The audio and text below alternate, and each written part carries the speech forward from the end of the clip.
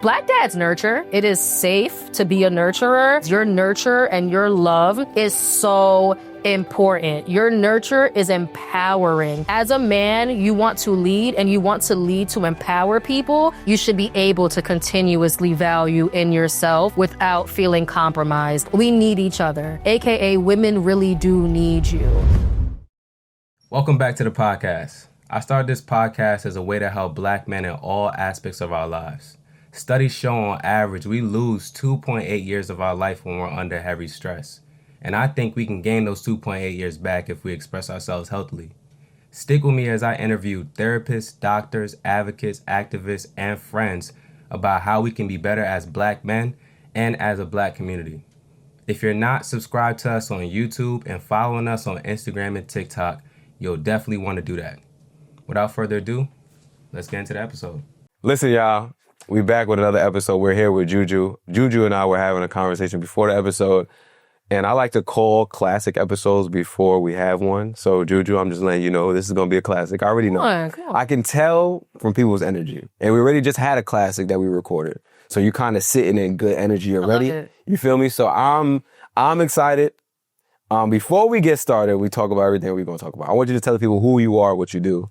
Okay. Let's see. Where do I start? Because I'm a lot of things. Let me stop. Anyway, what's going on, everybody? My name is Jerlisa Fontaine, but everybody calls me Juju. If you call me Jerlisa, I would be very confused because no one calls me that.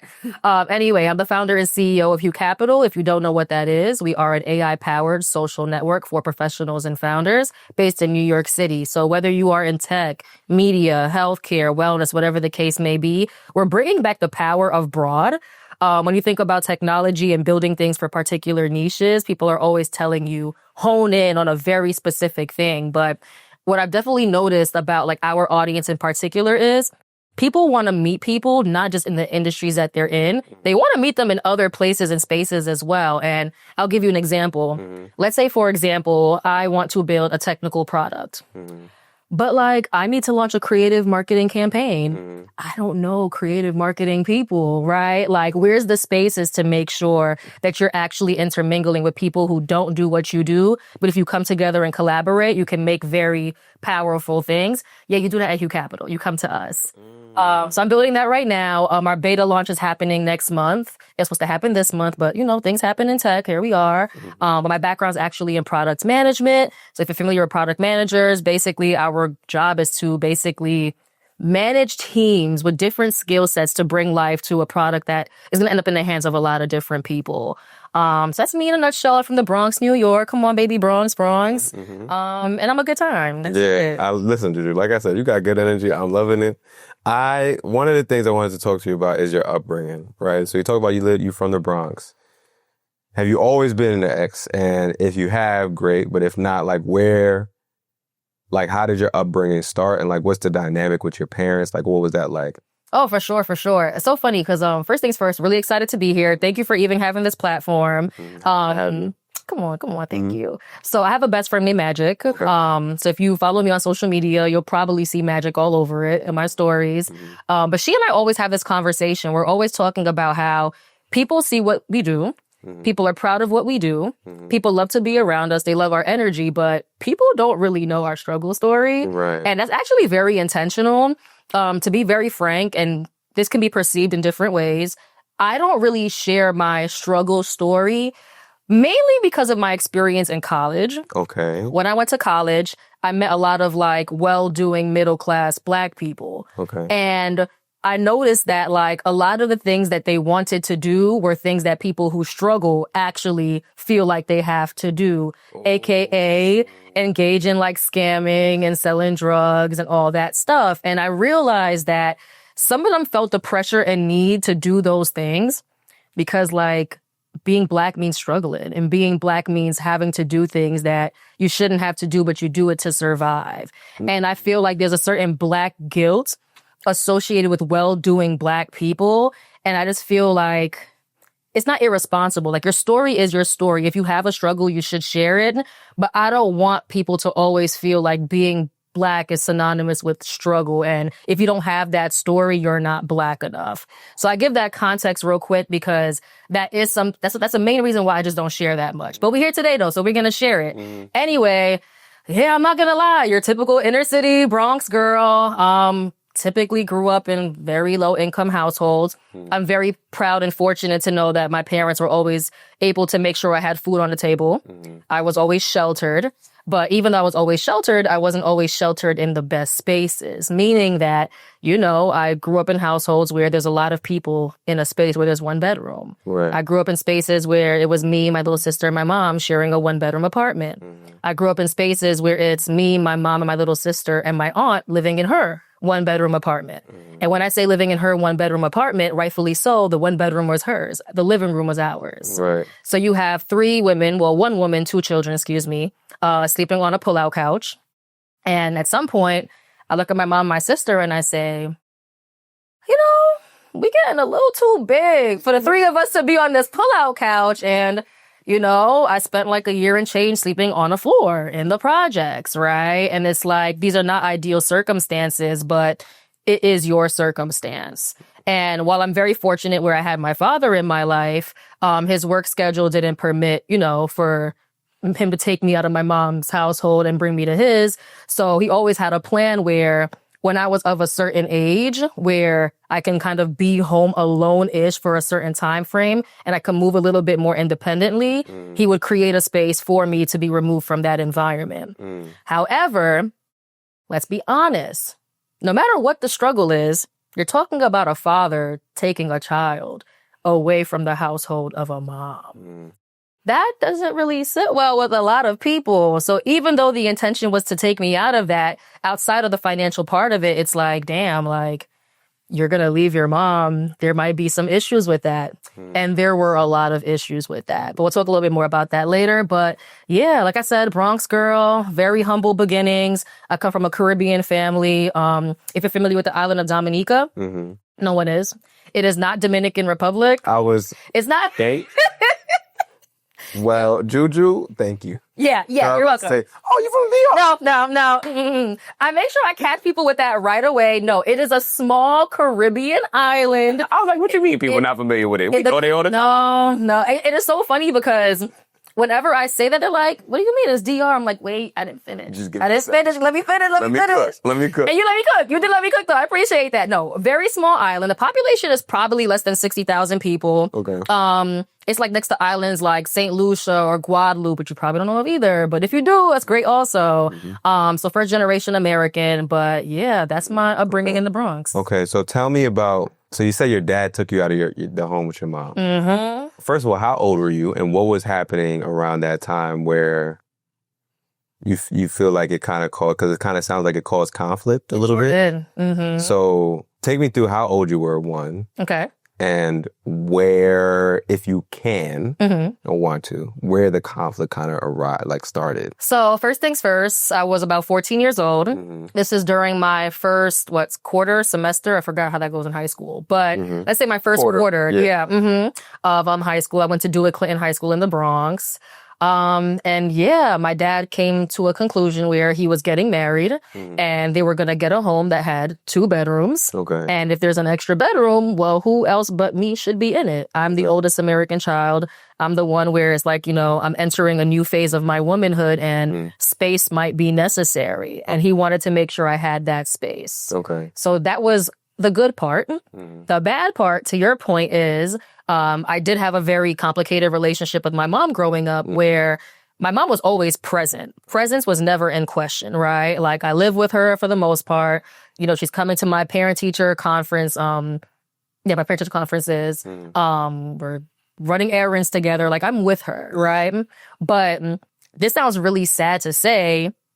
I felt like my relationship with my mom was like having a foster parent and not the ideal type of like foster parent. More so where it's like, this person is doing everything they need to do, as in provide shelter, food, and making sure you go to school. But the emotional connection was nowhere to be found. AKA, I didn't get the I love yous. I didn't get a 2-arm hug. I would get like the little, a little bit of that. Yeah. I didn't get the, you look so beautiful, you look so nice. Like, I didn't get any of that. And it was tough because, a lot of people around me, they grew up with their moms and they were really close to their moms. So our storylines were very different. Yeah. Very different. It's like, my mom, my mom, my mom. And I'm like, my dad, my dad, my dad. It's like, it's weird. Yeah. So because we already had that complicated relationship, something that always kind of like stood with me was I felt like my mom did enough of what she had to do to say that she was parenting me. But I don't think that just providing is enough. Like nurturing your children, loving them, making them feel empowered is very important, especially when you grow up in not so ideal neighborhoods in the Bronx, because children have insecurities, adults have insecurities, right? And when people, or especially young people, are walking around with so many insecurities, it's very easy for you to do things you shouldn't be doing because something that you shouldn't be indulging in is making you feel better about yourself. So you want to go over there. Right. And I don't feel like emotionally she protected me from those things, but I knew where to find that energy and that emotional attachment. It was from my dad. And I feel like that kind of helped me stay a little bit more focused and aligned and avoiding those things. But I give all that context to say that where the actual complication came from was you would think that a parent, a mom, would say, you know what? Her dad's going to give her a better space to live in. She's sleeping on the floor. That's the right thing. No. It was hell. It was, how dare you? What do you think that makes me look like as a mother? How can you just like get up and go leave with your dad? What are people going to say about me? Oh, so she was upset. It was about her. What? She was upset with you. Oh, no. She was mad with me because of what it would make her look like as a mom. For my father to remove me from sleeping on a floor and into a bed. So I became the problem. I was the bad guy. Mind you, at least you're on the pull-out couch. I'm on the floor. Right. Like, this can't be the place that you think is most ideal for me in comparison to a man that has always been in my life. Like, even though we didn't live with him, let's say from when I was 2 years old to 14, my father has never moved far. Like, he's had opportunities to go wherever else he needs to go to for work. But for him, it's like, how am I going to be a productive father if I'm so far from my children? Like, he doesn't believe in that. Like, you can't convince him that being that distant from your child is you doing your best. Right. So he's still picking me up from school, hanging out with me, feeding me, taking care of me. We're doing like little father-daughter dates all the time. It's not on a random Saturday. It's on a weekday. It's on any day. Whatever we can do together, outside the fact that we don't live together, we were going to do all those things. But yeah, I became the enemy. So I was the problem. It's like, how could you go and leave your mom? Then on my mom's side of the family, I have about 4 aunts. So it's mostly women around. And you would think that, the women would also be very protective of me and say, no, thank God, she's going to go live with her dad. No. It was very much so, why would you leave your mom? Like, how do you think this makes us look? Like, that was everybody that I'm making look bad. Yeah. But I'm sleeping on the floor. Yeah. I'm in the projects. There's roaches. I shouldn't say this. I'm going to anyway. Okay. And I have dark humor, so please bear with me. I have dark humor. It's actually not that dark. Okay. It's just more so like, I'll never forget when Diddy made that post and he was like how he was living in a certain place and woke up with like mad roaches on his face or whatever he was saying. And it was just like, he probably dragged it. Like, you don't wake up and see mad roaches on your face. But what I did take from that is though, like if I'm dead sleeping on the floor and there's roaches in our apartment, bro, I don't know what's crawling on me at night. Right. Like, I don't know what's going on. And it's so crazy because we always talk about like, project living. Having roaches is not synonymous with being dirty. Like, you could be super clean and still have roaches. Not even just super clean. I mean, like, we didn't even leave water in the sink. Like, there's no leaving water in your sink. If you wash dishes, you must wipe it down because that little thing is gonna find its way there. Like, and these are the kind of settings that I'm living in where it's like you're paranoid for things to touch you. You got to be super clean because where you live just overall isn't clean no matter how you live your life. And for me to have someone who wants to take me out of that space and give me a much better living, but I'm the bad guy. I'm 14 years old. That was my life. Well, you talked about having 4 aunts. Yeah. I love our black woman. Yep. But hear me well when I say this. I do believe, and I tell my girl this all the time, and this is not to diminish the value of black women. I do believe a man needs to be in a household. Sometimes the man is the voice of reason. And what I've seen in my house, because in my family as well, I have a lot of aunts. Mm-hmm. I think one uncle that I've actually like talked to and had a relationship with. Mm-hmm. You know what I'm saying? And if you'd ask me to tell you what he's doing, Yeah. right. So there's really no male leadership. Yeah. And I think that is sometimes it could be a big problem in families, especially when the only man, and this is in my family specifically, the only man that can be seen as a male leader has been married into the family. Okay. So he doesn't really have a voice. Yeah. You get what I'm saying? So it's like, It's like you can't say nothing else. Like, you're not really... Exactly. You're not really real right. Yeah. Like, you can't say nothing. So it's like, there's really just a bunch of women running stuff. And sometimes that can turn out really well. Because it doesn't turn out. Sometimes it can be a disaster. Yes, it can. And so I'm just like, that's why when you say, yeah, I have 4 aunts, I was like... Well, we could talk about that. Listen. Okay, so a couple of things. I feel like for me, I rarely ever engage in like the gender wars, mostly because I feel like the way that I grew up, I've definitely seen the pros and cons of both genders, right? Right. Like no one person, no matter what their gender is all good or all bad. Individually, people just carry themselves the way they choose to carry themselves. So to your point, I really stand wholeheartedly on this. There just needs to be presence of both. Always. Like, we need male presence. We need women presence. Like, we need both. And whether that's in terms of just having friends that are both men and women, having both parents in your household, I really stand true to this. Children need both parents. I mean, whether at minimum it has to be the whole co-parenting thing and it's not the ideal marriage type of situation, at minimum, if it's co-parenting, both need to somehow, some way find a way for them to both be involved in that child's life in all capacity. Where I do struggle a little bit. Tell me. And Lord. Let's talk about it. Oh boy. I hope we don't see nothing crazy in the comments. I don't know if I believe in this notion that men have to always be the voice of reason. Okay. I actually Let's talk about it. I don't necessarily believe in that.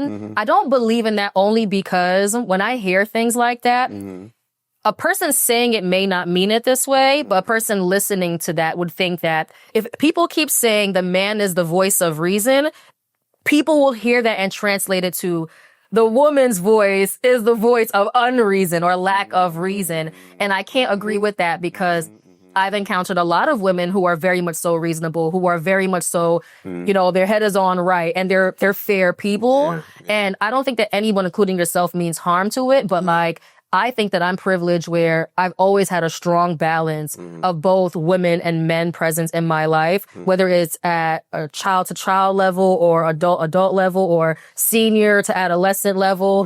And I feel like I am very reasonable. I think that for my male and women peers, I am their voice of reason. So when I hear things like that, not that you mean it any type of way, Yeah, no, go ahead. I just don't think that the man is always the voice of reason and the women are just the chaos. I think that there are just groups of people where they just move how they move, some chaotic and some not. Yeah. And I bring that all back to say that in reality, though, I don't feel like the women in my family were the voice of reason, though. Like, I have to be honest, though, right? I mean, I say all that to say all of that because I just know that I meet a lot of women who are voices of reason. For sure. But I can also stand here and say that I don't feel like it was the women was very reasonable. But I think that, to be honest, I don't know if they chose to intentionally be unreasonable. I think that, and I can't speak for all demographics of Black people, but like I can say for sure that Caribbean-wise, there's a loyalty to your siblings and there's a loyalty to a fault.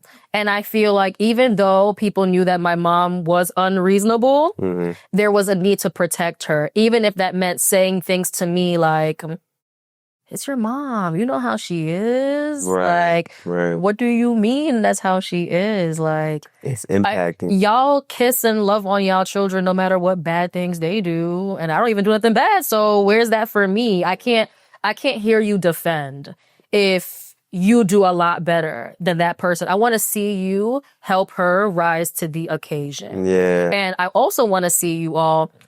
I don't think that men need to be applauded for being fathers because they should be that. But in a world where, maybe it's not like that for everybody. They don't have fathers. Well, maybe you do gotta kind of say, oh, thank you for being that for real, though. Maybe you'll inspire other people to stand up to or rise to the occasion. But, I kind of felt like in absence of things that my mom was doing, why not celebrate my father for like really being active, especially when for other siblings, other cousins, they may have had a father in the household, but he wasn't really doing what he needed to do, right? But you have this person where he's not exactly in the house, but goddamn, he is making up for any second that he's not in there in some way. Or listen, my father would buy an AC, install it in our home, get the Christmas tree, mount up the Christmas tree and decorate it with us. Like anything that he can do, even if he's not living there, he was going to do it. Yeah. And I really want to kind of, to your point, shift to that more positive experience, because it's like, while I had these faulty experiences with the women in my family, not because they're bad people, but maybe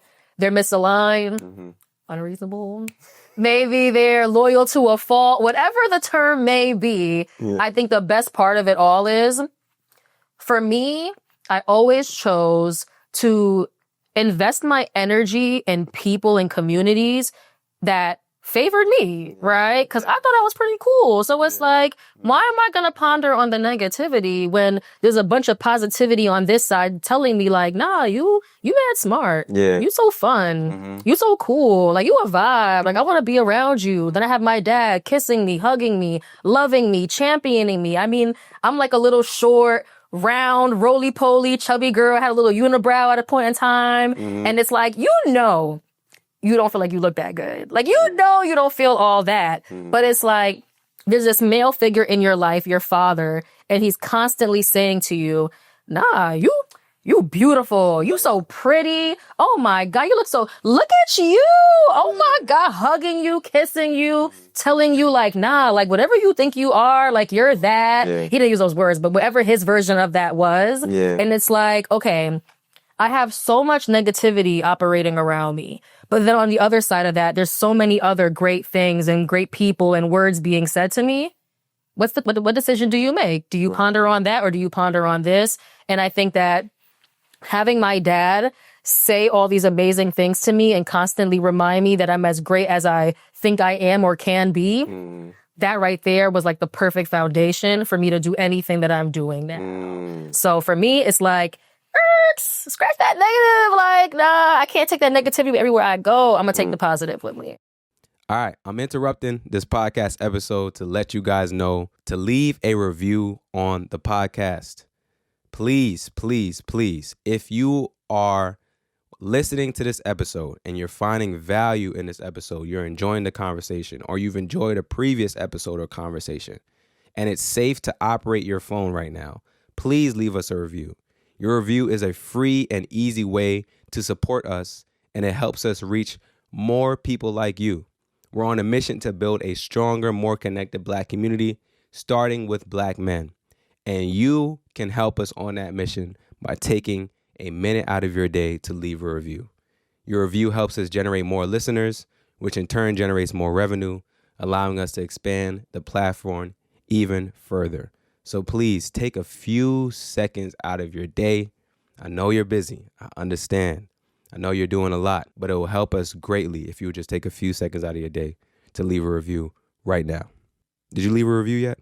All right, let's get back to the episode. You're good at articulating your point and articulating your point well.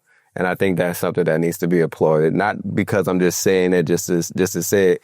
Like I said, sometimes I have guests that don't know how to. There's a lot of things that it takes to make good content.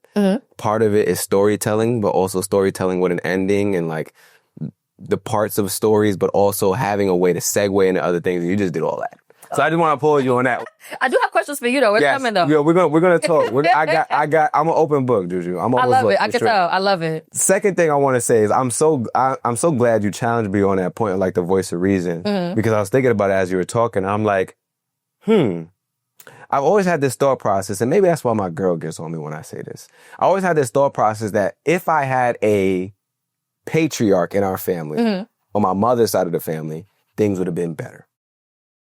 Because I know on my father's side of the family that he's the patriarch. And I see how things happen. Yeah. And I also see my pops and the type of person he is. And I'm like, damn, I wish we had I wish my pops was actually in my side. Yes. Yes, Absolutely. because when I think, and I hate to say this, but this is the reality. Say it. When I think about like a lot of the trauma that has happened in my family, it's my mother's side of the family. Same here. Nah, I'm with you. It's my mother's side of the family. I'm with you. And it's a lot of women. Yeah. No, I hear it. You get what I'm saying? So in my mind, I hear it. I've computed that as maybe women need to have a patriarch.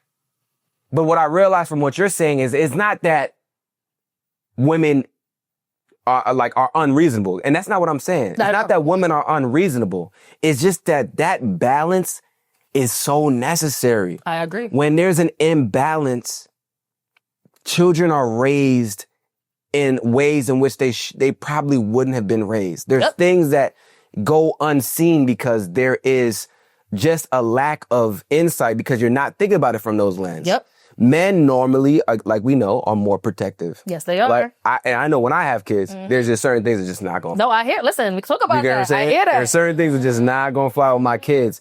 If we had somebody on my mother's side of the family that was thinking about protecting children, Yep. I don't think certain things would have happened. I think certain trauma could have been avoided, certain abuse could have been avoided. And when I look at my dad's side of the family, everywhere I go down from almost all of our cousins, there's mom and his dad. Yeah. So I'm saying all that to say, like, what you're saying is absolutely right. Like, we need both.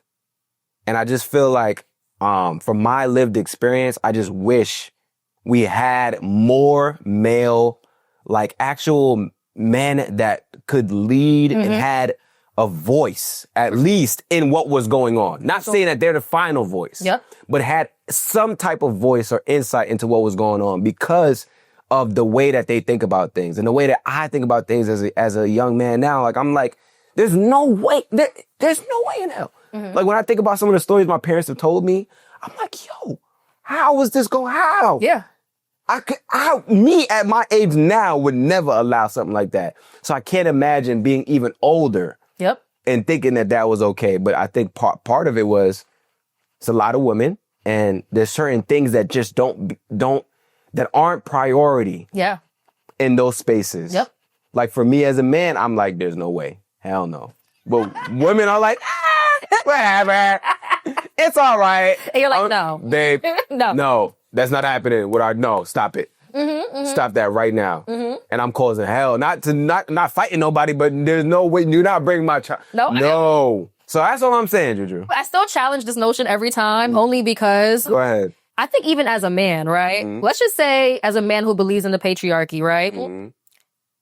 If you lead so well, and you're leading both men and women, you don't think that your leadership can be so strong and empowering that you also produce women who become strong leaders as well? No, absolutely. So that's why for me, I always challenge it, because when I think about who I am and how I maneuver in this world, I give a lot of credit to my father and his leadership, right? To your point about protecting children, oh my God, even though I big up my father 24/7, it don't mean that we were at peace 24/7. Oh, absolutely. Oh, bro, like, I mean, like, listen, we had a time. My father would never say this, but I'm going to say it this way. My father kicked me out at 17 years old or sent to my mother's house. He'll never say it that way. Okay.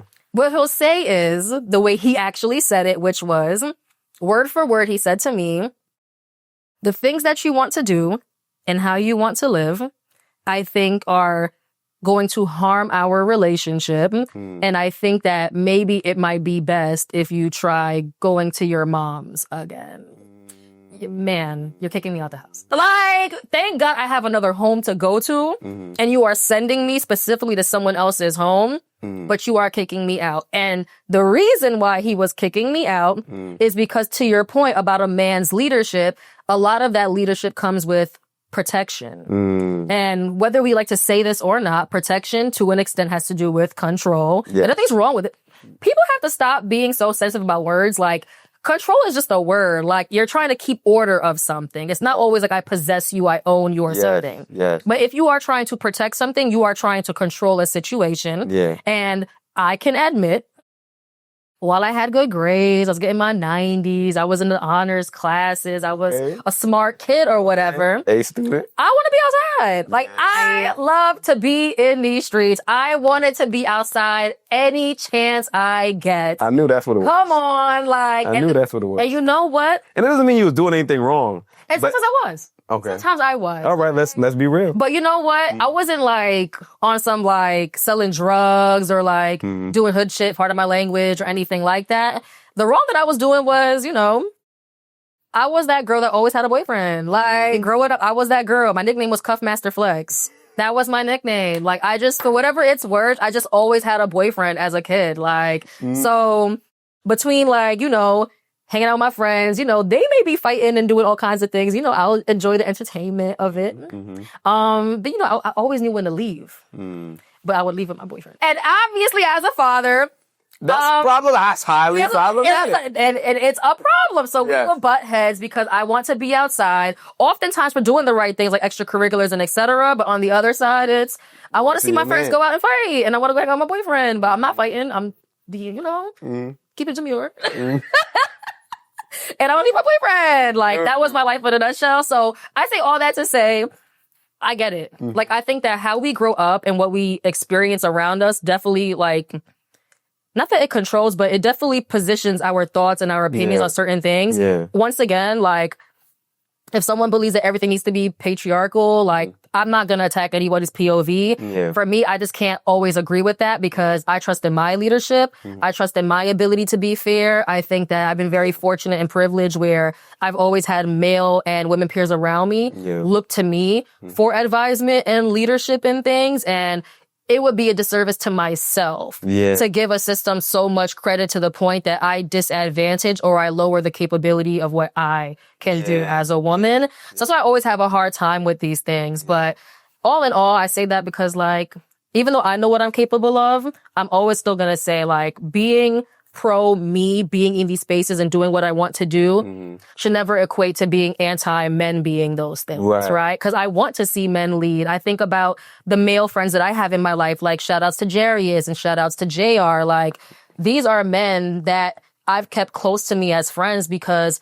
we're on the same mission. Like, we're trying to achieve things. We're trying to change our lives and hopefully thus change our family and friends' lives. Like, I keep these kind of men next to me because they want to be something and they want to be the opposite of whatever America wants them to be. And I have to admire that energy and I have to applaud it. I have to celebrate it. And I can't be that person and at the same time say, nah, these men not leaders. These men not really doing nothing for real. Like, I can't say that because, like, I see the men that are. And I think that for the men that are, it's their, whether they want it to be their duty or not. I think for most of you, you do want it to be your duty. For those men who are doing those things, they want to inspire other men to be that. And I'm always going to be pro men becoming the leaders and the patriarchs of their family that they want to be because for the most part, I don't think that most black men want to be that for control. They want to be that because they see themselves really helping the people in their families. And I think that when we hear certain terms, we shouldn't get so agitated right away and get so like infuriated with verbiage. What you need to ask yourself is, if I hear a guy like you talk about like patriarchy and stuff, think about what he stands for. Does he believe in that because he wants to control women, or does he believe in that because he sees that when in his family that was a thing, they kept everybody grounded, together, happy, subtle, etc. If that is why he believes in that thing, then to me that's not a problem because it's not coming from a toxic or dark place. It's coming from a situational circumstance. And if that situational circumstance is promoting the beauty and glory in keeping a family together, I'm not going to sit here and like shut it down. And let me say this too, Juju, because it's very important for you to know this about my family too, so that you're aware, right? To add even more context into why I think the way I think. Because I don't agree with everything about patriarchy. There's a lot about patriarchy that I'm like, whoa. I tell black men all the time, in order to be an effective leader, you have to listen. I consider myself a servant leader. I don't consider myself a leader that's just telling you, Juju, you got to do this, you got to do that, blah, blah. And even though I'm talking about protection, there's very few circumstances where I'm going to say you can't do that or you have to do this thing. And that's if I know there's imminent danger if you go in that direction. So let me just be clear about that, right? Because I don't want anybody to listen to what I'm saying and be like, oh yeah, Kizzle's right. Yeah, just tell everybody what to do. Control her. No, that's not what I'm saying. That's not what I'm saying. I'm saying certain circumstances where there was imminent danger in my family, there wasn't someone to say, yo, don't do that. And I feel like sometimes, or potentially, if there was a man that exhibited the type of leadership that I try to exhibit, we could have avoided some of those circumstances. No, for sure. And what I'll say about my family, right? The house that you're sitting in right now, as much as my dad has a voice in this home and all that kind of stuff, most of this is my mom. Because when it comes to especially the finances, my mom was the breadwinner my whole life. Yeah. My pops couldn't really land a stable job. I just talked about this in the last interview, in the last podcast. My pops couldn't really land a stable job. Immigrant, was having a hard time, would land a job, and then they do a background check. They're like, nah, you out of here. Yep. My mom happened to find a job, and she had that job for 30 plus years, working in a hospital in the city, right? She was a surgical tech, then she wanted to be a nurse, right? So all of this that's in this house and like all this, yes, they built it together, but mostly my mom helped to finance it. Yeah. You get what I'm saying? And so like, as much as I talk about patriarchy, that is at odds with patriarchy, because when you look at patriarchy, in order to, and part of patriarchy is like, a man is the provider. Yeah. So I also grew up hearing my dad, and it pains me to this day, bro. I would hear my dad say, I wish I could retire your mom. Okay. You get what I'm saying? I watched. They're together. Yeah, they're together. Oh, yes. Okay. Yeah, they're together. Okay. I put it together later on. I was like, oh, okay. Got it. Okay. Yeah. That's fire. So they're together. But I would hear him tell me, Kofi, I wish I could retire your mom. And I would see my mom working every single day. Yeah. 4 a.m. I'm telling you, Juju, my mom used to wake up at 4 a.m., bro. Yeah.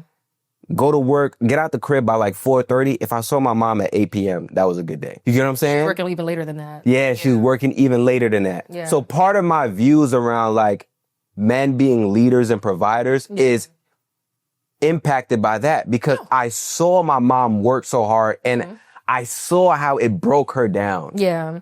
Not all wanting to save her from that, but not having a circumstance where he could do that. Exactly. So the reason why I be going so hard, and you see, you're like, oh, this is a one man thing. You got everything.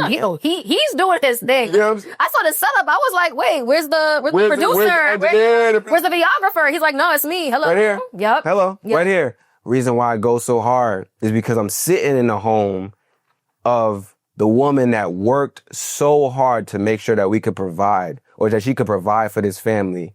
And also the man that, even though he worked so hard, he wasn't able to get her out of that circumstance. Yeah. Very soon, I do want to pivot to that conversation about fatherhood a little bit more too. Ahead. But before we even get there, that word that he just mentioned, servitude, like servant, but servitude, I think that people really forget that part. It's like a big part of leadership. Like, leadership is not just instructing people to do certain things. Everything about true leadership is you really sitting down and thinking to yourself, how can I best serve the people that I care for, whether it's my family, friends, or community? Because when you care to serve people, what ends up happening is you have to be a good listener. I cannot serve people if I don't even understand what they think, what they feel, what are you going through, and what do you want out of life, right? Because if a person is leading their family, you should be leading them into greatness. Yeah. And greatness isn't just what you want for that person. Greatness is also, what does that person want from themselves? Yeah. And that's what it means to be a leader of servitude. I always say this with my friends, and I probably shouldn't say this way, but one day I'll say it better. I really feel like I was put on this earth to be used, but used by the right people for the right things. I do genuinely feel purposeful when someone needs something from me, not just to need something from me, but they need something from me to better themselves. And for me, that is okay. If you want to use me for resume advice or career stuff or business stuff or whatever it is, don't fret. Reach out to me. My job and duty in this world is to serve people. And I think that because I care so much to serve people, I think it has helped me become a better leader as well. Yeah. So when you hear him say things like serve, servant, servitude, I don't think you can identify as a quality true leader of a family, a friend, a community, or at work if you don't have that particular trait of wanting to serve. And when you hear people use language like that, pay attention, because all of us follow people. You could be a leader and a follower at the same time because you are good at leading certain things, and sometimes it's better to follow for certain things. Like, you're always going to be both in one, and that's okay. Talk to like, him, Juju. I got a great... No, say it. Yeah, I got a great example of Please that, say it. right? My girl don't like when I use this example, but I gotta use this example. My girl works in the government. She works in law enforcement. Nice. Mm-hmm. Okay. So she be having that thing on sometimes. Yeah. Okay. Hey. I've never had that thing on me ever. Okay. So he's like, damn. Yeah. You hear me? Right? Talk about patriarchy. Anyways, right? So sometimes we go to the range. Mm-hmm.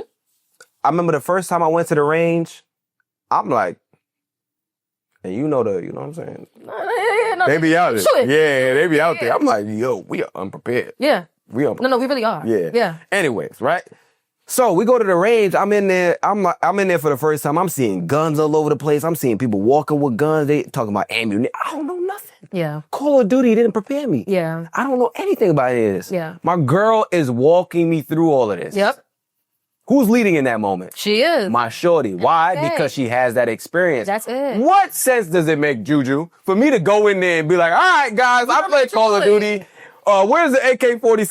They're going to look at me like I'm dumb. Yeah, really. And that's a really good example of knowing when to listen and when to follow, even though you still identify as a leader. Absolutely. Because when we get into the parking lot and it's time to find the car and we in the dark, guess who's leading us to the car? I was the one that drove us there. That's it. It don't make no sense for her to try and find it. She has bad sense of direction. Why would you be leading in this area? Why? You get what I'm saying? So you got to know, especially when it comes to relationships and the people that are around you, you got to know what they're good at and let them be good at that thing and let them lead in that thing.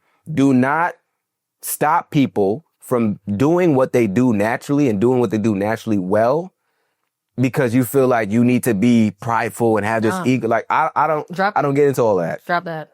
I don't get into all that. Your ego is blocking you. Yes, for sure. But I know you got some questions, and I also want to get into fatherhood too. Yeah. So I don't know which one you want to do first. Okay, well, it's actually all in one, right? Okay. Mm-hmm. So perfect segue, you mentioning about your woman leading in something, right? Yeah. I always feel like I like to hear examples like that because it's like, as a man, when you choose your partner, I would hope you're choosing your partner because you think they're lit. Like, you think there's things about your partner that are just so quality where it's like, bro, what can my life look like without you?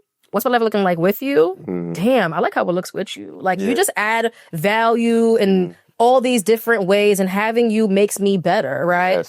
Like, even to your point about walking into that space and you're not familiar with shooting, right? But she is, and you're able to learn from that, right? And then you might reach a point where it became a hobby. I don't know. Maybe not necessarily. But it could have, right? And it's like, all right, well, thank you for introducing me to this thing. Like, now I have this new thing that I'm into. Like, that should be okay. But anyway, I said that to say that fatherhood. I want to go to fatherhood. Fatherhood. I'm looking at the camera for this one. I'm annoying, so I'm going to do this real quick. Kevin Riley, Julius Johnson, Samuel Dean, Sean, I don't remember his last name, but from the Dad Gang, and my dad, Jarius Jamad. When I think about fatherhood, these are just some of the names of Black men that I think of. And I say their names, not just to give them a shout out, because they may never even watch this. I don't know if they watch podcasts. I don't know. But I say that because I want us getting comfortable shouting out people who are doing very meaningful things, both for their family, but also in their communities, right? And I say all this to say that even for me, what has kept me grounded is recognizing that my father doesn't have to be an anomaly in terms of what does it mean to be a quality dad. I don't ever plan on living my life saying that was the only quality Black dad in the world, right? So I make it my intention to also name other Black men who are quality fathers because I want us to reach a point where this is a norm. This is not something that we're shocked at. It's not something that we feel like, oh my God, this never happens in our community. Like, no, I think we all deserve to be able to name men in our communities who are great dads and who we feel can be inspiration to other men to also be great dads, involved dads, and thriving dads. Yeah. So I want us to get comfortable saying names so that nobody who hears us talk about Black fatherhood thinks, oh, it's like a one-in-a-lifetime thing. Like, no, like you're going to be a great dad one day. I know you are. I can hear it through your intention. And I want to celebrate these things. And I have a question for you soon, but I got to say another thing. Black dads nurture. Mm-hmm. I really want us to lose this notion where like women are like the only nurturers. Yeah. That is not true. Like, look at men with their dogs. Men nurture. Like, men nurture. Humans are nurturing creatures. What we choose to nurture and love can change, but men nurture. And I really want to like remind men who are listening. I'm a woman, so I can't tell you what to do or anything like that, but I want you to know that it is safe to be a nurturer. I know that some people may compromise that and make you feel like it's not okay and it's not safe to be that. But nurturing the people you love and care for is not only going to make you feel better, but it's also going to make those around you want to be better and be better for themselves, be better to you, and be better to other people in their lives. Your nurture and your love is so important. Your nurture is empowering. As a man, you want to lead and you want to lead to empower people. I promise you, exhibiting that nurturistic trait in your body, they will still feel that leadership. It will not be compromised, even though the world and other people around you make you feel like you should compromise it. I want to remind you how important it is, because if I didn't have a nurturing, loving, caring father, what I was doing outside when I love to be outside would have been very much so worse, because although things were always presented to me to engage in and do that I shouldn't be doing, one question that I always ask myself, I would always say to myself, if I do this, to what extent will it hurt my dad? Like, is this something that I feel like he'll get over in like 24 hours? Or is this something where I jeopardize my life so bad to the point that I'm going to end up somewhere and he's going to blame himself for me going there? Because when someone loves you so much, they feel fully responsible for you. They feel like it's their fault. And I would never want to make a decision as a child where I compromise my future so much to the point that my dad has to say, what did I do wrong forever? I could never let him feel that way. That's how important your love and nurture is. So I say that to say to you now, what does nurture look like for you and your father or the men in your life? Do you feel nurture in their leadership? And if you do or don't, what does that feel like? Ooh, yeah, you're good. I can interview too, baby. You know what I'm saying? No. Let's do it. Let's do it. Do we have time for it? No, we do. We Okay, do. good, No, we're good. We're good. As long as you got time. Oh, listen, y'all, I have time. Okay, good. All right. Yeah, so, man, my dad a nurturer? Yes and no. Okay. So my dad is Ghanaian. Oh, Okay. So you can imagine. Got you. You know what I'm saying? Born and raised in Ghana. He's not super stern. Okay. It's just certain things that you either got to pull out of him sometimes. Like I got to pull out I love you at the end of a phone call. Yep. You get what I'm saying? Like something. Oh boy. That laugh goes crazy. That laugh goes There was crazy. one time, Juju, I promise you, I'm on the phone with this guy, right? And we about to hang up. And I'm like, all right, I love you. You don't say nothing. Yeah. I know he heard me, Juju. My mother. I know he heard me, Juju. I said, yo, I love you. He's like, oh yeah, I love you. Oh my God. You feel me? Yep. I'm like, bro, why you moving like that? Like, you love me. Say yeah, it. like, why you moving like that? Don't be, so and I'm gonna say this too, because there's a point in there. For the fellas that have dads that don't be saying I love you, press them. Press your pops. I like that. Tell him I love you. And if he don't say nothing, say it again. Yo, I said I love you, bro. Press your pops if he doesn't say I love you too. Because I had to press my pops. Yeah. I was like, yo, I said I love you. What's up with you, bro? Don't act like you ain't. I know you heard me, bro. Yeah. I'm your child. Yeah. There's nothing wrong with that. Yeah. Don't be weird. Yeah. You feel me? I need to hear I love you too. So I'm saying that to say like, yes and no, but my dad is like, he's showing love in so many different ways. Like I'm very close with my pops. Yeah. Because again, he couldn't land a job. So I used to spend a lot of time with him. We used to go to flea markets. Okay. Very early. Mm-hmm. When I was young, I used to hate it. I used to be like, oh my God, Well, I gotta wake up Saturday, Sunday when my friends about to be playing games and all day. Yep. I gotta strap up and go to the flea market at 6 a.m. Mm-hmm. I'm like, bro, why am I doing this? But it forced us to get closer. See? Forced us to spend time together. Forced me to learn more about him and see different sides of him. And see him like selling people. My dad is very charismatic. When you talk to him, that's dope. you get what I'm saying? When you talk to him, like he has personality. Yeah. He makes everybody laugh. He's the type of person, he's gonna go into Home Depot and mess with their associates. You get what I'm saying? Like, Right. he's gonna ask them for stuff that he knows probably isn't there or just say jokes and random Conversation. stuff. Yes. And he's African, so he gives off the appearance as if he's super serious. Yeah. So people always think like, okay, this guy's serious. No way that this African man is like, but he's joking around the whole time. Yeah. You get what I'm saying? So like, I've gotten that nurturing from him. I've gotten what I needed from him in terms of nurturing. I know my dad loves me. I know he cares for me. When I'm not around him and like I come back for after a long period of time, I get the hug. If he's gonna leave, I get the 2-hand hug. You know what I'm saying? So like, I've gotten that from him, and I know how important that is for me. I've gotten affirmation from him. He watches the podcast sometimes. I've had him on the podcast where we talk about stuff. So like, I've gotten what I need in terms of like that validation and affirmation from him. I know he's proud of me. And I feel like that has helped me to see different sides of what a man can be. Because also, like I told you, he hasn't been able to be the provider. Yeah. So I've seen a man for my entire life. I've seen what it looks like for a man to be staying at home with the kids, cooking, cleaning, making sure the house is taken care of. So that's why I know how to do those things. Oh, we're gonna talk about You know what I'm saying? We'll talk about that. We can talk. So That's good. Let's go. Let's talk about it. Yeah. I love that you said that because to your point, one thing that I admire about everything that you have said, you have never once devalued him. You have never once said anything where it's like, because he was not a financial provider, you didn't like shrug him off. Like you didn't push him away. You didn't feel like he was like way less of a man because he was there. No, he didn't say I love you and stuff, which I wish my mom would say those things. I wanted that. Yeah. Right? And you know what? Yeah. I should have challenged her more on it. I think what messed me up was she would hang up.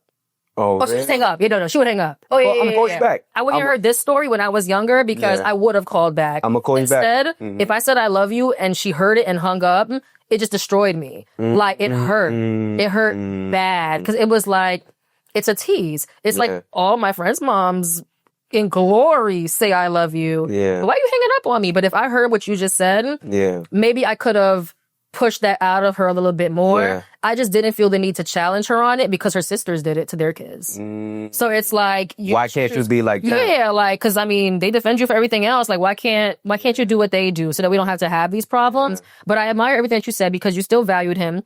And what I admire most about what you just said too is like, once again, please, no ruffling the feathers, y'all. Don't come for me.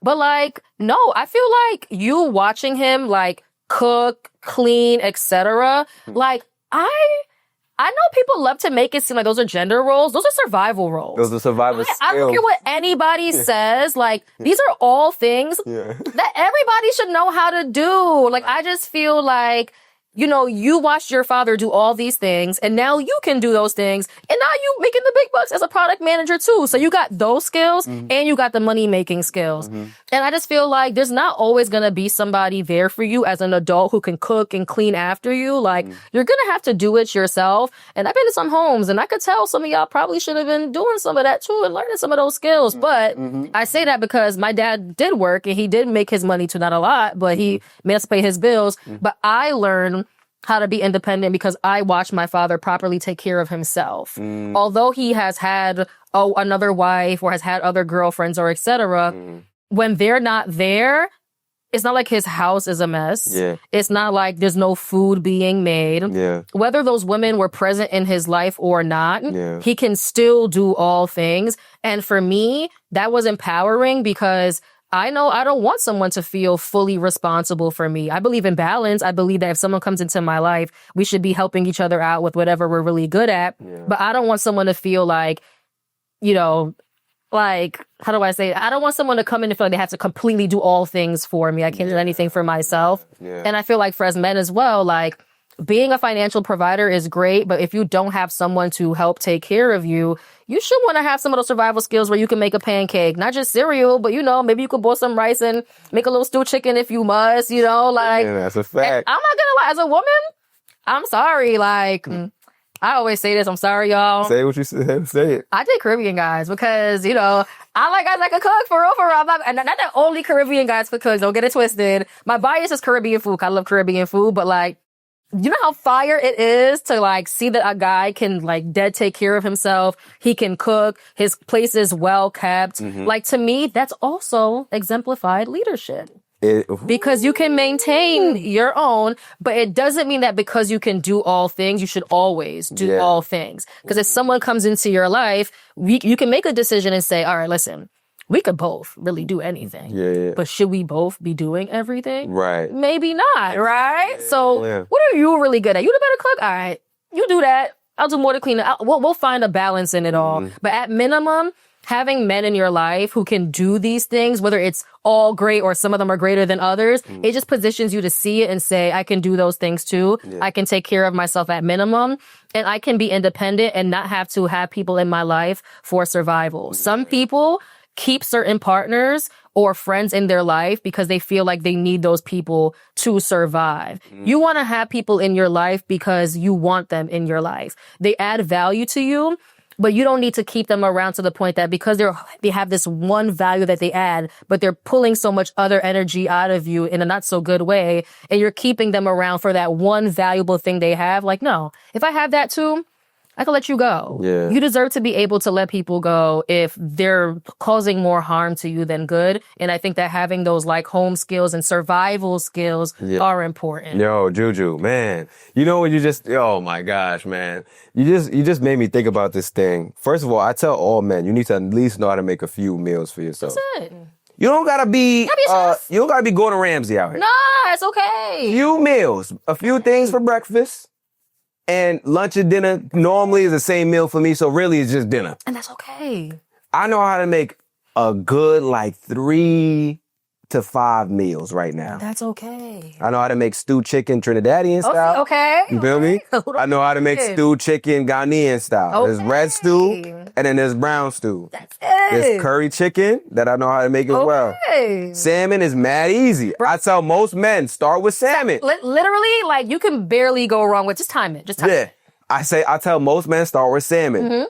Spaghetti is also easy. Yes, it is. That's 5 right there. And you're good. And you're really good. Now, after this 5, you really just playing around with the TikTok videos. That's Instagram. it. You feel me? You just going and seeing what everybody else is doing and adding your little mix to it. Yep. And cooking is really, if you really cook, you notice, cooking is more prep than cooking. That's really all it is. Yeah. You just really slicing onions and vegetables and all that. That's really and cleaning. Hold on. I know some people don't clean it. And cleaning the meat. Yeah, they need to be cleaning meat. Yeah, you know what I'm saying? Don't put your meat in the pot and say that's going to cook clean. I don't want to hear that. This is a Caribbean. Yeah.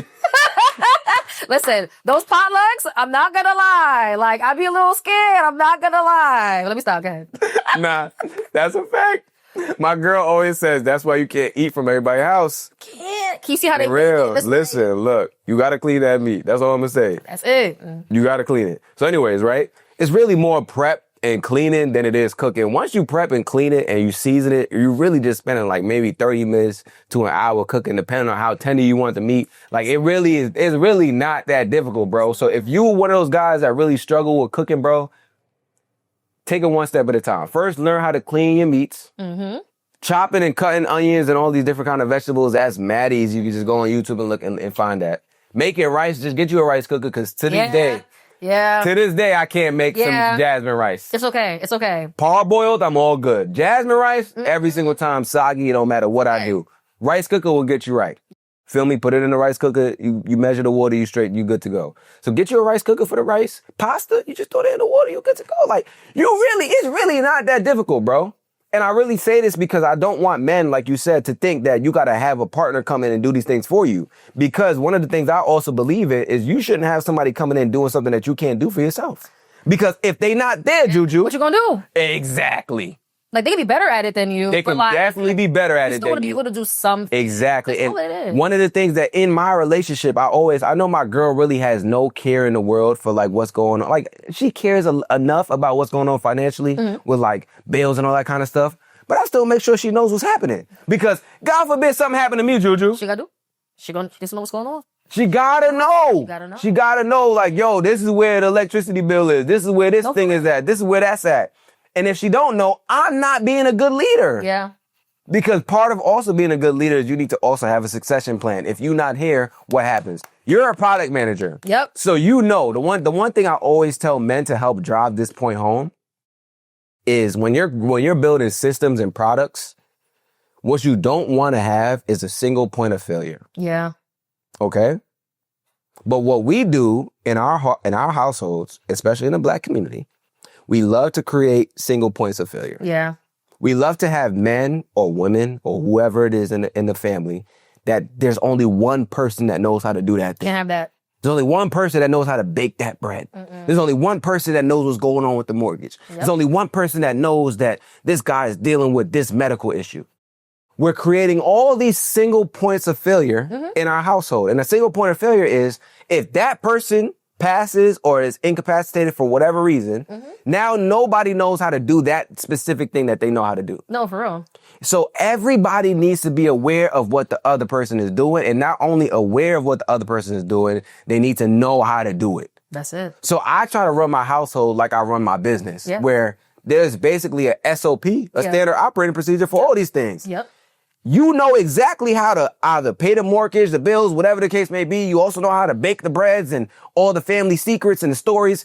There's all of this documentation and knowledge sharing that's done so that we could not only provide and take care of ourselves, but also pass down our culture and traditions. That's it. Because a lot of us have lost culture and tradition because there was a lot of single point of failures in our house. Absolutely. My dad told me about how his grandmother used to be able to like really heal people and heal all these sicknesses and illnesses because she knew all about all these different kind of plants and herbs.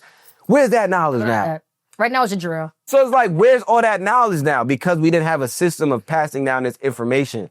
So we need to get out of the habit of creating single points of failures in our households. We need to have more open conversations and dialogue about what's going on, who does what, who knows what, who's the only person that knows that thing. And so that we can pass down that knowledge. We have so many different mediums in which we can use to pass down knowledge. We just need to make sure that we're using it. I also want to remind people that, like, when you make it your intention to pass down these systems and these learnings and these stories and etc., people often feel like they have a disconnect with people in their families, or they feel like they lack conversation. But like, when you make it your duty to have open communication just about like your day-to-day livelihood and traditions and etc., you'll start finding there's always something to talk about. Yeah. My father is what? Let's see. Oh my God, when he had me, 35 years older than me. He's like 63. And like, me and my dad never run out of things to talk about. Right. And to be honest, like, as an adult, we have even more things to talk about. I'm mind blown. Like, I'm mind blown that I talk about dating With your pop? with my father. Like, it's really a key all day on the phone. Like, let me not expose myself, but You're just gonna be like, yeah, there was this one day I was on and son was doing this. yo, Nah, don't bother. Don't bother. but I say all that to say that, like, the more people become intentional about really building things and experiences and lifelong legacies and all these things with their families, you will keep having things to talk about. You will keep having things to be proud of. And you won't just have to be proud of these things independently as an individual person. You'll be proud of it because you see it as a thing for a thriving family legacy. And I just had to like kind of bring perspective back to that because it's just so important. Like, I don't know. I'm still shocked till this day that me and my dad talk about the things that we talk about. Like, get to understand, like, you know, I'm gonna even say it. Like, when my father found out I wasn't a virgin as a teenager, that was the first time he almost kicked me out the house. I'm like, damn, for sex? Fuck. I mean, maybe I shouldn't be doing that, but like, look at me out. Like, Dad, stop. Like, like little things like that. And it's like, to think that we went through all those things, and I'm not gonna lie, we do not talk about sex though. It's a little bit much. Like, there's an understanding it's happening, right? Like, you're not dumb. Like, I got a boyfriend. I got, you know what's going on. But like, we don't get that granular. It's still my dad. That's weird as hell. But there's an understanding, like, there are protections in place. You're taking care of yourself. But like, I just can't be having those conversations. Yeah, it's crazy to me still that my parents and my girl's parents are like trying to push us to have kids right now. Oh, yeah. And I remember for the longest... They don't want that. I'm going to tell you something right now. Go. Listen, I remember for the longest... When I first... So, my girl, I've known my girl since I was like 14. Oh, that's fire. Yeah, right? That's OD fire. We broke up in college, but then we got back together after college, right? When I first met her, 14, 15, you can imagine me coming to her crib. It was like... It was mainly her mom, right? Her mom would be like... Don't get my daughter pregnant. Yeah, no, for real. Well, first of all, shout outs to y'all for even being able to bring each other to your parents as teenagers. Yeah, that was, My dad, like, let's just say my father met people by accident. Right. It was never an intention for him to meet any of these people. So that's maturity on their end. No, for sure. That's something. True. Going. I never thought about it that's actually facts. Wow. Yeah. No, my father, no. Yeah, now that's actually... Damn. I'm really happy they did that, especially you coming from an African household, because in African and Caribbean households, a lot of the culture is very similar. But for them to even like allow that, and when we become parents, we're going to be a-holes and annoying too. Like, we're going to have our ways. But I do think that there is some level of comfort that parents should have with their teens bringing home their partners, because it's going to happen regardless. It's going to happen. And the thing is, like, maybe you can have more control over certain things versus if you had no idea about it. I did everything in hiding. That scares me, which is why I'm going to go the opposite route and make sure that my child knows that they can bring this person home. Doesn't mean that I'm going to accept them and like them and love them. Yeah. But at least I know what's happening. Yep. We were 14, 15 at the time. Her mother used to always tell me, do not get my daughter pregnant.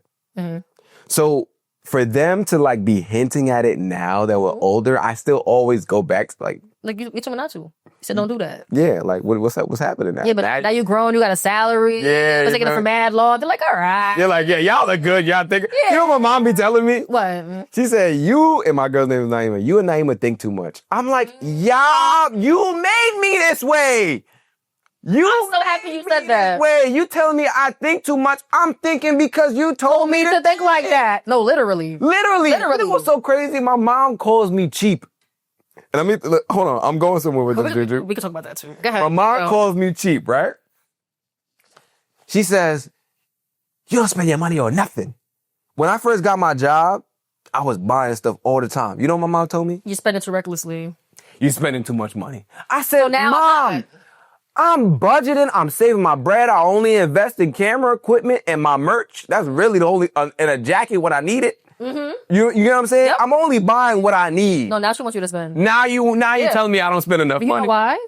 I feel like parents are so backwards. The reason why they do that is because they actually see you as responsible now. Right. Every time you do what they actually told you to do, they see you as a responsible human being. So they trust that you will do things more than that, but still responsibly. But it's like, you kept telling me not to do something, and now I've kind of mastered the art of not doing that, and I'm comfortable here, and now you want to break my comfort. Like, why are you doing that? Yeah. Like, our parents have told us from young, no children young, focus on your career, go get money, so you could be better for your family. But then no one talks about that transition from breaking that mindset because you finally got to where you want to get to, or a version of that. And now it's like, is this the right time? And I also feel like, too, when you tell kids, like, don't make a family until, like, you're where you need to be in your career. What if there's no, like, end point to what you want out of your career? Yeah. So now you're so indifferent, like, I'm in a good place, but, like, is this where I want to be in my career? Like, is this the right time to be bringing that here? Because you don't know when to stop. You don't know when is a good time, because maybe your career goals are infinite. Right. Yeah. And they taught you to be ambitious. If you're Caribbean and African, for the most part, your parents are probably telling you, go do something. Yeah. I mean, usually tell you go be a doctor, an engineer, and all those things. But hopefully your parents are more flexible and said the other things as well. Yeah. But they keep telling you to be ambitious, and it's conflicting with that point in time where they want you to start making a family, because you were just taught to go get the bag, go get that career, go be better than who they were and what they were. Yeah. And now you're having a conflict when is enough good enough for me to say, okay, I can make this family. I can do this thing. You know what's so, man, Juju, this is such a good conversation. I had this conversation with my pops a little bit where I was telling him, like, I'm not ready to have kids right now. And I could How old are you? I'm 28. So, me too. Okay, yeah, dope. And I could see in his face, like, somewhat of a little disappointment. But he kind of masked it a little bit. And then he went into, like, really? Like, why? And I'm like, because I'm not where I need to be yet. Mm-hmm. And he knows what we do. He knows where I'm at and all that kind of stuff. His response was basically like, yo, listen, you good, basically. Mm-hmm. Like, you could have a kid right now. You be straight. You be all right. And I heard what he said, and it makes sense. Still not there. Yeah. But it's good to know that he sees that. For sure. Because it helps me when you talk about, like, that transition into, like, figuring out when it's time. It's helping me to come to the realization that, you know, we might be there. Yeah, we might be there. You know what I'm saying? And one thing that's also helped me is realizing that you will never, I think for me, in my head, I always want to be as prepared as I can be. Mm-hmm. And I think there's preparation that you can do. Anyway. Exactly. You will never be fully prepared for, I think, any of the steps, whether it's marriage, kids, whatever. Yeah. And so I think part of it is making the decision to do it. And as you make the decision to do it, trying to do the work that you can do to get prepped. Yeah. If you're in the situation where you already got to where you need to get to and all that kind of stuff. Not for people that's, because I know some people gonna say, oh yeah, nah, I just need to be having kids and getting married. No. Not you. Not you. Nobody. No. Stop. Take care of yourself first. Yep. And that goes back to another point I was gonna make that you said, I'm glad we got here. See, God is good. God is good. We getting it, yep. God is good. So one of the things you said is, like, when you come into a man's home or his space, and you notice how he takes care of his space, it makes you feel more like, damn, like, okay, he takes care of his space. This is good. Yeah. Right? I think it's important for us as men to understand that if you cannot lead yourself, how do you expect your potential partner to trust in your leadership of them and the family? And part of leading yourself and being able to take care of yourself is having those survival skills. Absolutely. You got to know how to clean, because if you don't know how to clean, that means you have bad hygiene. Yep. Who wants to be around someone that has bad hygiene? Hygiene is not just how you smell. It's not. It's not just how you smell. It's also how you take care of your space. It's how often you clean your sheets. It's how often you clean and wash your clothes. It's how often you sweep your floor and mop your floor and clean your bathroom and wash the dishes. You get what I'm saying? So if you can't take care of yourself, if you don't got these basic survival skills, how do you expect to take care of somebody else? Mm-hmm. You cannot be a leader of a household if you cannot lead yourself effectively. So I wanted to make sure we said that, because, again, like, I know a lot of times when we talk about gender roles, these, like, survival skills that I think are important to everybody gets put off to the women. And I understand it to a degree, but at the same time, don't think that just because a woman may be better at it, that you should not be doing at all. Yeah. No. And I'll give a perfect example too. The other day, me and my girl was getting ready. We coming to New York, right? She's like, yo, I want to clean the crib. I want to clean up before we go. I'm like, damn, like, I know she loves cleaning before we leave because you want to come back to a good clean crib. Yes. And I love it too. But at that time, I'm like, yo, I got so much stuff I need. Then she'll do it. But I hate, when I tell you, Juju, I hate watching my girl clean the whole crib. But we both dirtied together. Got you. You get what I'm saying? Okay. I hate watching her clean the crib that we've dirtied together by herself. That's fair. Okay. That I was like, you know what? I know I got this stuff. I'm going to join in. That's nice. You know what I'm saying? So I went to the kitchen, started cleaning the kitchen, doing what I need to do. She came down. She's like, damn, I didn't know you go. I said, babe, I can't watch. Like, I can't. I just can't. Yeah. I can't. If I'm sick and I can't and I'm out of it, like, okay. Yeah. But if I'm then you're going to do it. Able-bodied, I have to. As a man, I have to. That's real. You get what I'm saying? And one of the things we also do is, like, sometimes she's taking a flight somewhere and I'm going to pick, and she needs like a ride from the airport. But I know she's not going to ask me. Yeah. She's just not going to do it because she knows I have a lot going on. So she'll send me her itinerary to tell me like she's landing at this time and be like, babe, I'm coming to get you. And you like, what? No, but she'll say, no, babe, don't worry about it. But in her mind, though, she's like, thank you. I'm like, babe, I'm coming to get you. The last thing, because I always think about it from this perspective, like you talked about like you feel like your dad felt like he had like responsibility over you, and like you always thought about like what would he think if something happened to you, like how would he feel? Yep. One of the things I always think whenever my girl lands anywhere is I'm not gonna let anybody else come and bring her safely to our home. Because you want to be that person. I need to make sure she gets there safely. That's real. And if something were to happen, you feel guilty about that. I would feel guilty that I picked a meeting over going and picking my girl up. That's a real thing. For real. So it's like, I feel like it's my responsibility to make sure she gets back home safely. Yep. So if that means I got to move a meeting or be late to something or whatever, so be it. Yeah. Because I do feel a level of responsibility. You get what I'm saying? Yep. So I just wanted to make sure, because those are things I was thinking about as we were talking, and I didn't get a chance to say it, and it just all came flooding to me at the same time. Honestly, though, I'm actually happy you said all those things, because once again, like, when you think about building a family, right? Like, those are all very important things to think about. Like, if you feel that way about your partner that you love, it's going to sound mad weird, but like, you know, she didn't come out of you. Like, she's not of you, right? Like, this is a chosen person in your life. And for you to care that much about someone that you've invited into your life, she will absolutely see that when you do produce your own child, life organism. Oh, annoying. I gotta stop. But when you produce your own child one day, like, women really pay attention to that. Like, if this man chose to bring me into his life and he goes this hard to make sure that I'm safe, secure, I'm well taken care of, and etc., how much doubt can I have in his ability to care for and lead and nurture and guide our family when he's already doing all those things for me, a chosen person in his life, not this thing that actually came out of him? I would have to believe, or hope to believe, you'll probably do even better by that child. And if it looks better than how you treat me, and how you treat me is amazing, that child gonna have the best life ever. Like, and those are all exciting things, right? Like, you're basically doing things that prove everything you said.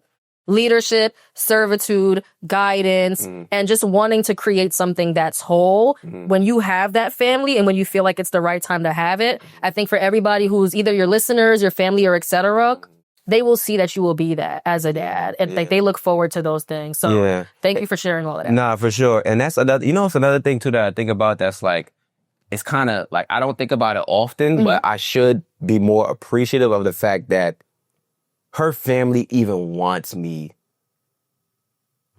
us to have children. Yeah, because they trust you. That's big. That's big. That's huge. That's a big deal. For the woman's family to want, and if there's men in her family that also want that, that's big. Her pops be talking about it from time to time. Oh, that's big. You know what I'm saying? So it's that's like, big. To hear that, that's like, I don't think about it I don't think about it like that enough. The fact that they actually trust me enough with their daughter, where they're like, yo, when are y'all gonna have kids? That's huge. If they're saying that, her father is saying that, that's huge. I'll tell you right now, my dad, love that man, love him down. My father does not get excited about my partners. Like, that's not even as an adult, even though he's better, he's more open to it. Like, how you describe, like, your Ghanaian father in terms of how he maneuvers the world, but then he opens up and people see his personality. Yeah. My dad is like that. Like, my dad is a very, like, when you see him, minimal conversation. Yeah. And then after he reads you or does whatever he does in his mind about you, then he's gonna key and do whatever, because he's crazy also. He don't say that, but he got mad personality, but you won't see that version of him. But when it comes to like guys that I'm dating or whatever the case is, like, he's not trying to be a friend. Like, for him, he's not in the business of being friends with a person that like I'm dating or we're dating, because in his mind, someone has to be like the external level-headed person to read the room, just in case anybody starts acting dumb or whatever the case is. Yeah. But I mean, I only had one adult boyfriend, so he hasn't had to really like deal with that too much anyway. Yeah. And then but I was very proud of watching him get comfortable with me having a boyfriend, to the point that like we really had a dinner with us three. Oh. I was shocked. Wow. I was like, but then it got tough because it's like, you know, imagine you do all this work to help your father get comfortable with you having a boyfriend and having a boyfriend that he could sit down at dinner with. Yeah. But then for some reason, I don't know what switched in my boyfriend at the time's head, he started to get more reserved. Like he became more nervous. Really? Yes. It's like, it was kind of okay in the beginning. And I don't know if maybe because the first time he came for a dinner, it was me, my dad, him, and my siblings. So it's more people now. So the attention isn't fully on him at this point. But now that it's just us three, I feel like where I expected him to like shine, that didn't really happen. And then I think I had a selfish moment, right? I can be honest and say like, damn, I put on all this work to get my dad here. Like, what happened? What's up with you? Yeah. Why you ain't show out, bro? Right. Like we prepared for this moment, but it's like, you know, I think I could have also did a better job at like trying to understand like, why did you not rise to the occasion? And I did ask, but maybe more work needed to be done to make him really admit why. I think like for him, it was just like, he was nervous. Yeah. You know? My dad's not a very easy person either. Yeah. But it's like, in my mind, I'm like, damn, I set the table. Like this was the moment. Like, you kind of failed me. I was like, fuck. You know what it is? You had a high expectation of him to deliver in a situation that he was uncomfortable in. And I think you didn't understand the level of uncomfortability that he was dealing with. And I can tell you from firsthand experience as a man that's like trying to integrate with a shorty's family, it can be very nerve-wracking. Absolutely. Even worse with my dad. It has to be. It can be very nerve-wracking because, one, these are the people that influence you and your thought. Yeah. Right? Two, you know how much power they hold. Yeah. So it's like, you don't want to say anything or do anything that can be seen as like, what the hell is this guy doing? Yeah. And especially for someone that can overthink. I don't know if if he was an overthinker. It can be like, should I say this? Should I not say this? How are they, is he going to move like this? Is he not going to move like this? You don't really know. Yeah. You know what I'm saying? And so also add real quick too, there was a difference, right? Like a partner that he had before me, the father was more inviting and more welcoming, right? So it's like, I have these things in my head and I'm aware of it. So you ask the question like, what happened? But at some point after asking that question, like maybe twice, you're like, I need an answer. Like what happened? And then you become selfish now, right? So I became selfish in that moment after kind of trying to spend time to understand it. And then sometimes for me, I think with my flaw, and maybe it's not a flaw, maybe it is, but like, if I think I spend enough time understanding the situation, but you're not giving me anything to work with, it's like, I'm kind of getting frustrated because it's like, I'm kind of like saying like 3 options as to why I think this did not go well so that I could be better prepared the next time to make a more comforting situation for you. But it's like, you're not really giving me anything. Like, is it A? Is it B? Is it C? Because I would want you to be like comfortable in that space with him, right? I know he's not an easy dad, right? So it's like, how can I better support you in this situation? Yeah. But damn, I need an answer. And it's like, and also too, you kind of get more frustrated because maybe the person's like that in general too. So it's like, there's other random situations where you don't really have an answer for things. And it's like, how can I better comfort you in weird situations if there's not an answer, right? So it's like all these little weird things about like fatherhood and dating and trying to bring your person and your dad all together at one. But it was a good experiment. Yeah. Like it was pretty cool. Like all I know is like that relationship didn't last, but it was a really great one. But it's like, the fact that like I got to see things change in my life because of the depth of that relationship and getting my dad involved and meeting my siblings, I'm like, oh, this is cool. Yeah. Okay, my dad's growing. I'm growing, but my dad's also growing with me. Yeah. No, I love that. I love that for multiple reasons. One, because it helped you to see your dad in a different light. For sure. See how he navigate that. But then two, also help you to see that just because you create a space doesn't mean that your partner will be able to step into that space. For sure. What I tell people all the time, a safe space is only safe when somebody steps into it. Yeah, that's fair. You cannot say that you've created a space until that person a safe space until that person uses it. Yeah. So if he didn't use it, he didn't feel safe. And it doesn't mean that you didn't do what you were supposed to do. Yeah, or maybe I didn't. Or maybe I didn't, right? Or maybe. But if I did, then... But yeah, it doesn't necessarily mean that. It could mean sometimes like he may be dealing with something, or maybe he feels a little insecure, or whatever the case may be. Because I know for me, it took me a while to get to the point where I was able to like really, open up and have conversations with Naima's parents and like really talk about things and like feel confident in myself. And it's because I was dealing with a lot of insecurity just in myself. For sure. I wasn't sure who I was. So now I can't tell you who I am in a conversation and really feel confident about that because I'm not sure. Yeah. I don't know. I know I love your daughter. But too. I don't know enough about myself yet, and I'm not confident enough about myself yet. I like that you said that too, because I think that sometimes, like, we have to also keep in mind, everyone doesn't, like, maneuver life the same way we do. I'm definitely more aggressive. And not, like, aggressive towards him, just aggressive in, like, how I pursue things in my life, right? So, for example, like, I'm sure he had insecurities about engaging with my father because my dad is standoffish until he fucks with you and then he wants to be around you. On my end, my ignorance is, listen, I'm only me. I can only give you the version of me that's me. And so in meeting like his mom or whatever the case is, she was also very reserved. Like she was definitely like different than other moms of guys that I've dated where they want to like, your girlfriend, oh my God. Like, no, she wasn't like that. No, she was very to herself. But like one thing that she would do is like, hey, did you feed her? Did you give her a drink? So it's like, I know she's okay with me being there, but I just didn't really feel welcomed. But I would still like, try to put myself in positions to converse with her or maybe try to offer her something. Like I'm in their house a lot, right? Like, my dad, I was living with him after I graduated college as well. And, he knew I had a partner. That don't mean that he want that 6'2" person just walking around in his house. Right. My dad was very big on like, you can have your person, they can come here sometimes, but like, I'm not trying to wake up in the morning and a man is peeing in my bathroom. Like, he's just not, he was honest. He was like, I'm gonna be frank. Like, you are old enough to have this type of relationship, but there's no way this big old dude is in my house with a tank top peeing in my bathroom. And I'm like, but you have women in this house all the time. And not just one either. You know what I'm saying? Like, come on. Let me stop.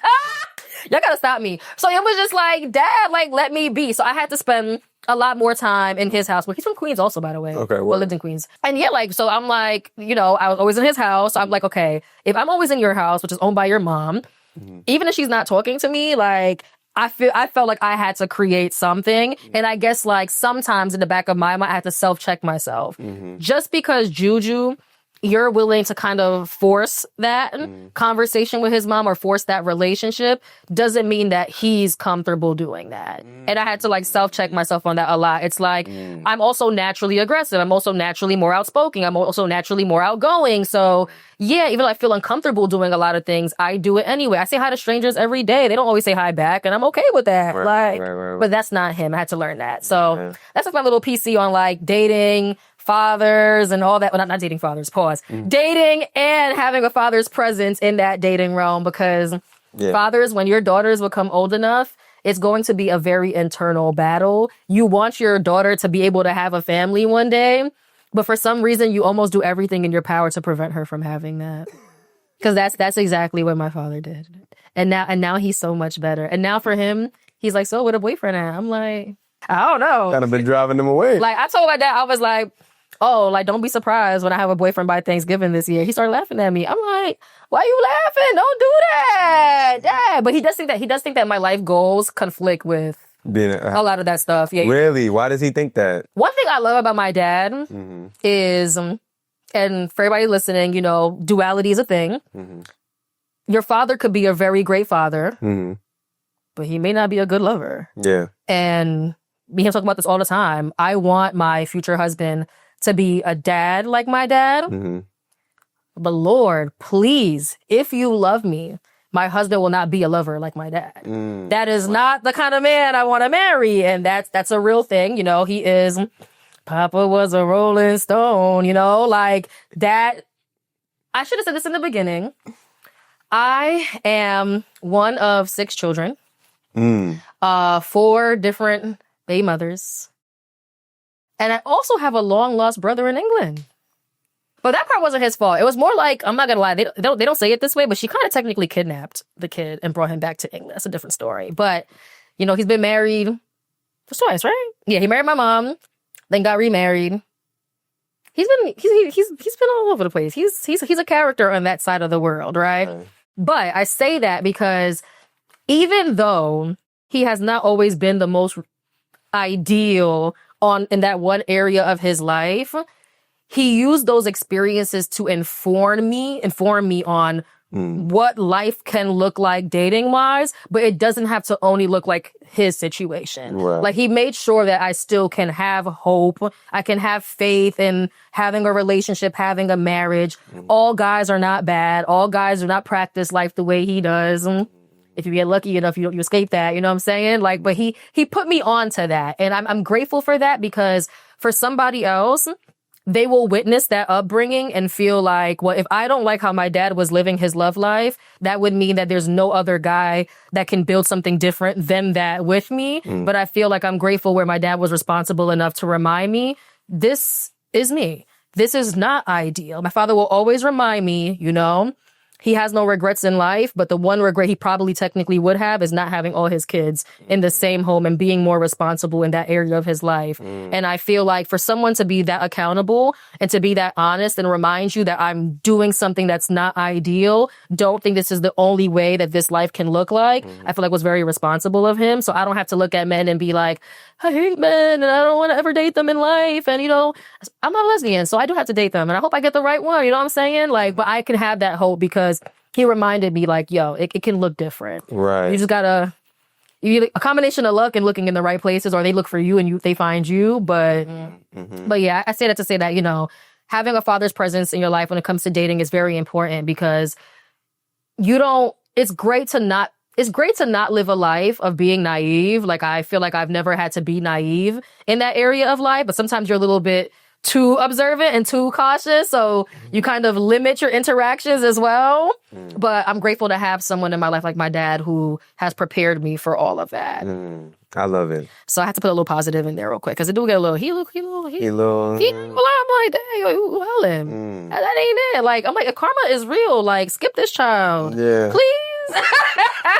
Like, that's why he gotta laugh at, like, me bringing someone to Thanksgiving. He's like, he don't know. He's basically, I'm talking and stuttering because I'm laughing at the same time. No, you're good. Like, him knowing the truths of how he's lived his life and other things, and then see the life that I want. He's like, he's joking when he says it, but he's like, I don't know if you're getting married. I'm like, Dad. No. But I understand why he says that sometimes. But it's like someone can say that to you, but also wants you to have that thing at the same time. But he's reminding you, like, what you want, it can be a little complicated for the other area if you want something traditional. Because I don't think that the life that I have in my mind is very traditional. So it's like, I can tell you've thought a lot about, like, family structure and dynamics. I can tell once you start talking about, I don't necessarily agree with the patriarch and then that, blah, blah, I'm like, okay, I've already put you in a certain category. No, I hear it. Right? Yeah. Now, it's not a bad thing. No, I hear it. It's not a bad thing at all. Because my girl's in that category too. You get what I'm saying? So y'all are like open thinkers and like think about things differently. There's nothing wrong with that. So I just want to know, like, what does the ideal structure look like for you? What would the ideal relationship look like for you?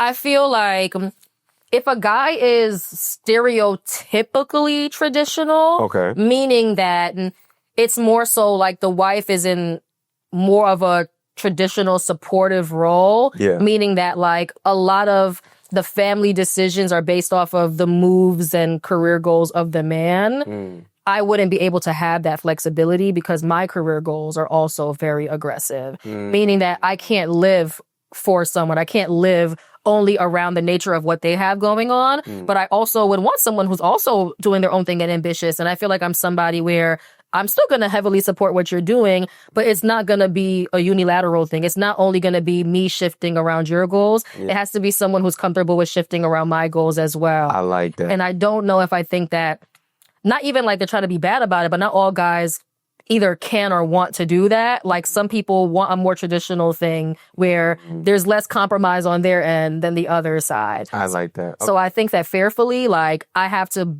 be with someone who's more flexible, someone who is willing to also champion my goals.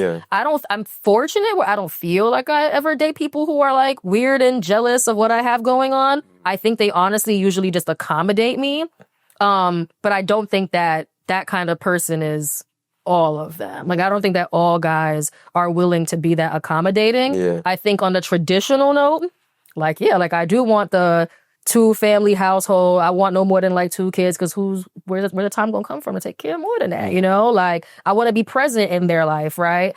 So I think that on paper, what I want is traditional, but I think that how we maneuver it is not that. Like, I don't think that we can have a structure where one person is doing most of the cleaning, cooking, etc. It has to very much so be like, yo, you better at cooking, you do that. You better at cleaning, you do most of that, and maybe I take responsibility of another thing. Like, it has to be very much so like we really a partnership. Like, we really divvy things up. There's no egos involved. Like, for me, if I have to do most of the cooking, I mean, I could cook for real. So, like, yeah, that's fine. But just make sure that you're the person, you know, in the bathroom cleaning that tub like every week. Cause that is my least favorite chore. Like, I do not like seeing a yellow tub. So I have to clean my tub, but I don't like that chore. So if I have to like pick up something and do most of that thing, then yeah, do something else. Do that bathroom, baby. Come on. Yeah, go ahead. That little effort in. Yeah. But I don't have an ego in terms of who's going to be doing what. Yeah. It is more so, don't think that I'm doing all of the house things and you're just getting the money, because I want us to be a family where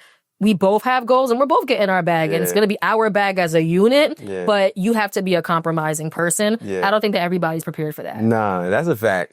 What you're talking about, I put it in the category of modern traditional. Yeah.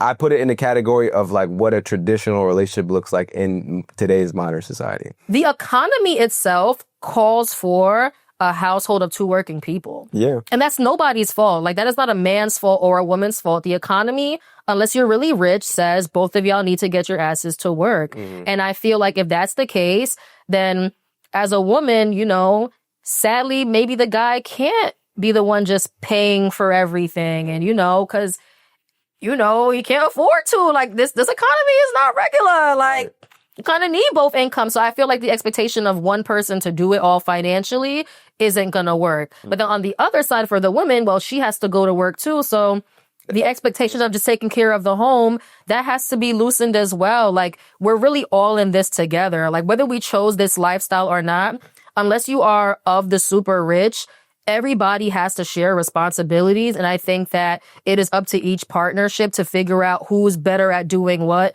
and just putting 2 and 2 together.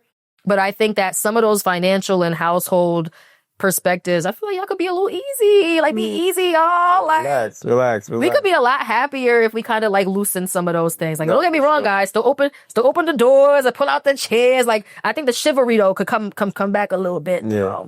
Yeah, not as, I don't know. I feel like guys down south though. Guys down south be chivalrous. Go get you.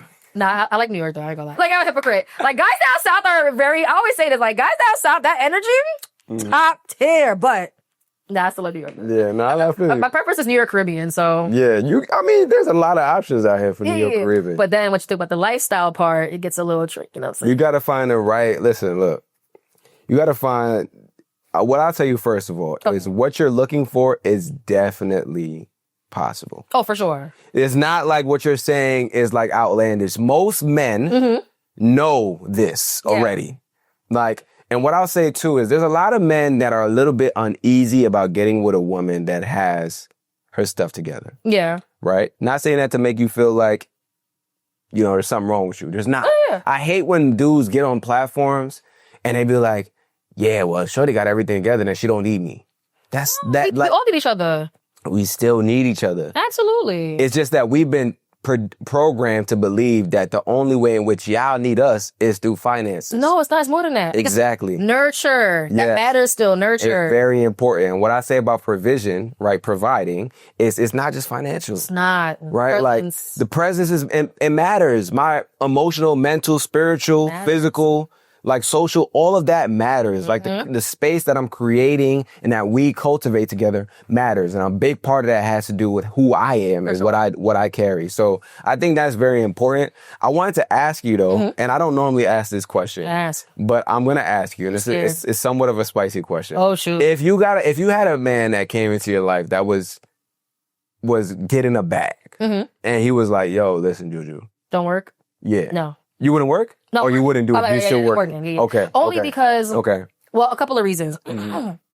What I would say thank you. I would like to believe that if I'm dating someone and they offer that, I would like to believe that I engage with decent people. So you're not offering that to control me. You're offering that to accommodate me. So I'll put that disclaimer there first, because I do think that sometimes people hear that and say that person wants to own you. No, they probably want to convenience you. Yeah. So I would say thank you. But the answer is no. And the answer is no, primarily because my career goals aren't only tied to money. My career goals, like I said earlier, I was put in this world to be used, and not just used by my children and my husband. Like, I want people to know that at some point in their life, they have had some kind of interaction with me, whether it's reading something I wrote or seeing a video or me actually providing a service or a product to them, and feel like I'm a part of a journey of success for them. Like, I've helped them either better their health and their wellness, or I have bettered them in terms of building wealth in their families or building wealth for themselves. I want that touch point. Right. And I feel like that's my purpose. And if that's my purpose, someone providing me a lifestyle to just stay at home, I can't accomplish that. So I wouldn't be happy. I am a very loud, crazy, I'm always moving kind of individual. I don't think that I'm capable of being slowed down to that type of extent. I take pride in what I do. I take pride in what I've been able to achieve and what I will continue to achieve. So I just don't need that. But I'll say thank you. Thank you for the offer. Okay. But no. Nice. I think it's important for men to hear that too, because I think sometimes men just think that, okay, if she had all the money and everything provided for, she would just take that. But that's not the reality for a lot of women. Yeah, Can I add too? Yeah. I can't speak for everybody. Right. But like, once again, I said this multiple times about my father and fatherhood and all these things. I had a very present, loving, nurturing, and serving father, right? And who also had a job and could pay some bills. Not much. He could only do so much, but he did that.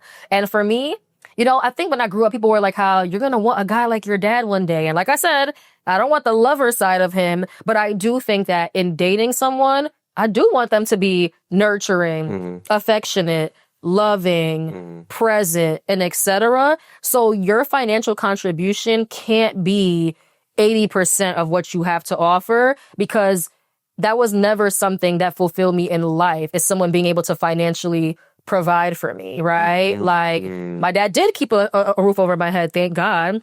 But like, that is not the thing that I look to my dad at and say, that's why I love him so much. I don't love him for keeping a shelter over my head. God forbid, if we couldn't afford a home, there is sadly shelters out there that I would probably be able to stay in. There'll be a shelter some way or form. I have a big family, and even though we had a complicated upbringing, I can proudly say that my family is not a petty family to let you be on the street. Right. I will always have a couch or a floor or something to sleep on. Right. So for me, if I know that a shelter can always be present, whether accommodating or not, the love, the nurture, the presence, the complimenting. I think that people, not just like lovers, like people should be more complimenting. People are very insecure, and not rightfully so, but in our nature, a lot of us are insecure about things. And I think that as a culture, we should be a lot more complimenting towards each other so that we can shut down those insecurities that live in people. So I say that to say, like, providing financially is nice. It's great, but I can't say that it is even like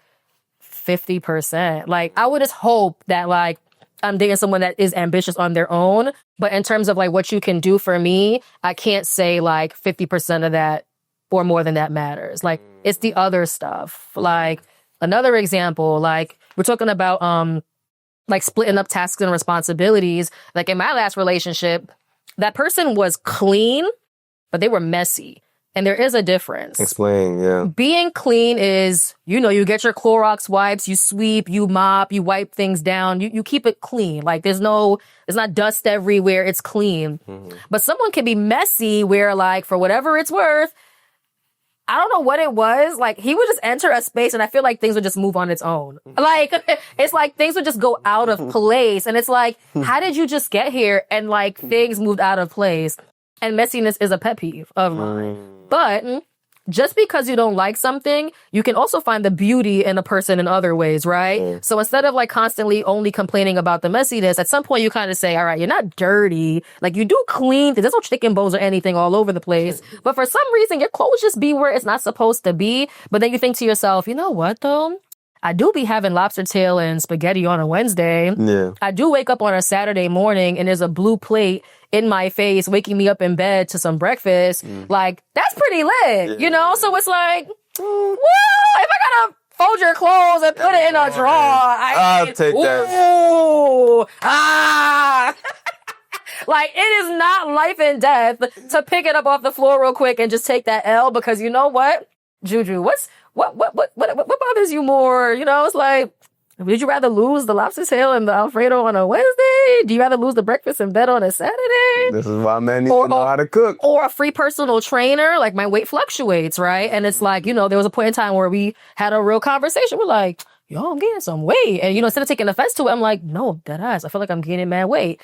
Took me to the track, had me doing God knows what. I lost like 7 pounds in like 2 weeks. So it's you start finding things, you're like, you know, let me take this L and let me just start folding shit, because you know what? It could be worse. Right. Like, these are all like little things that I think about. So it's like, if I think about what worked for me and what made me excited about being with the people I've been with, it was always kindness. Yeah. It was always conveniencing me. It was always mutually being willing to compromise. Like, that person was an accountant full-time, but would do cooking on the side. Yeah. I was working in grad school, and I just do a lot of things. And literally, if he was cooking, all my work could be done on a laptop. I'll just go and be wherever he's cooking and just be doing my work. And I'm just there. You need help? No? Okay, cool. All right, cool. Yeah, like little things like that. So just compromise. Nah, I feel you. And that's not, and I don't want people to sit here and listen to what you're saying and think that that's settling too, because sometimes people will think like, oh, well, you're just settling. No, because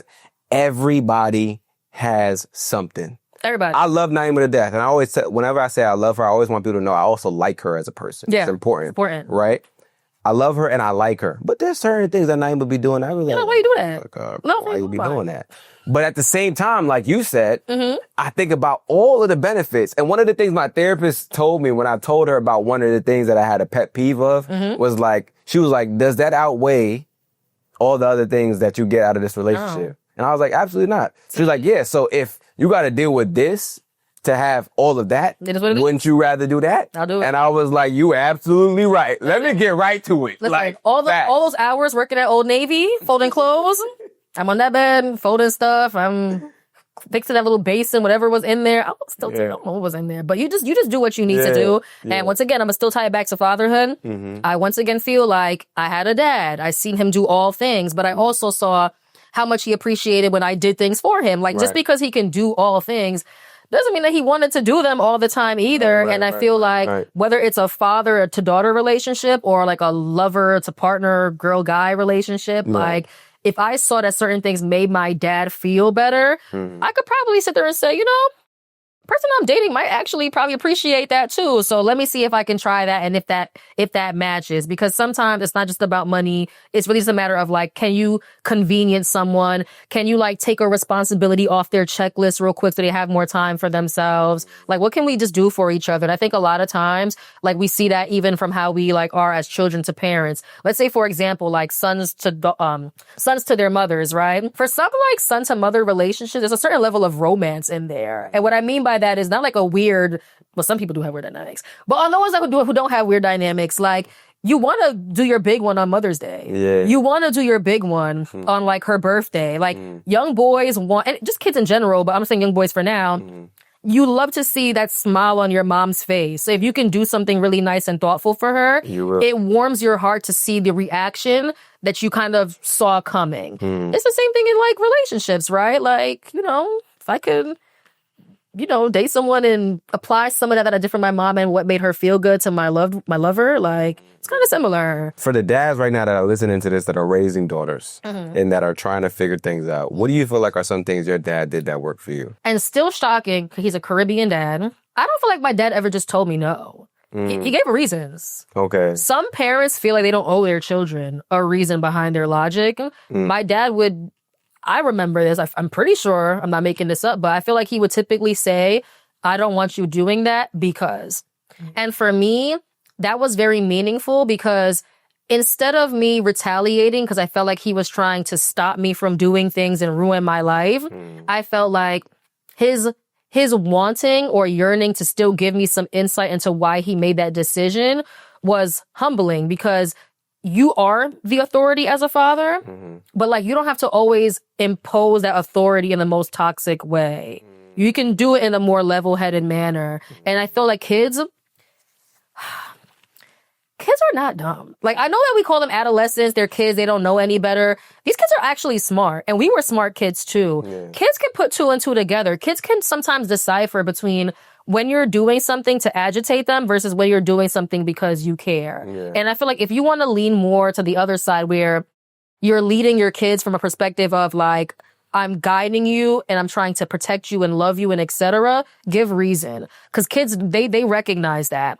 And I think that it's also important because not only will they respect you for giving reason, but I think that it also makes them more logical in real life. Yeah. Like, my dad doing that with me sometimes worked against him because he always felt like I always had something back to say. But it's like, it's not that I'm trying to like get out of something every time. It's that I watch how my dad communicates. Whenever he said something, he had a reason.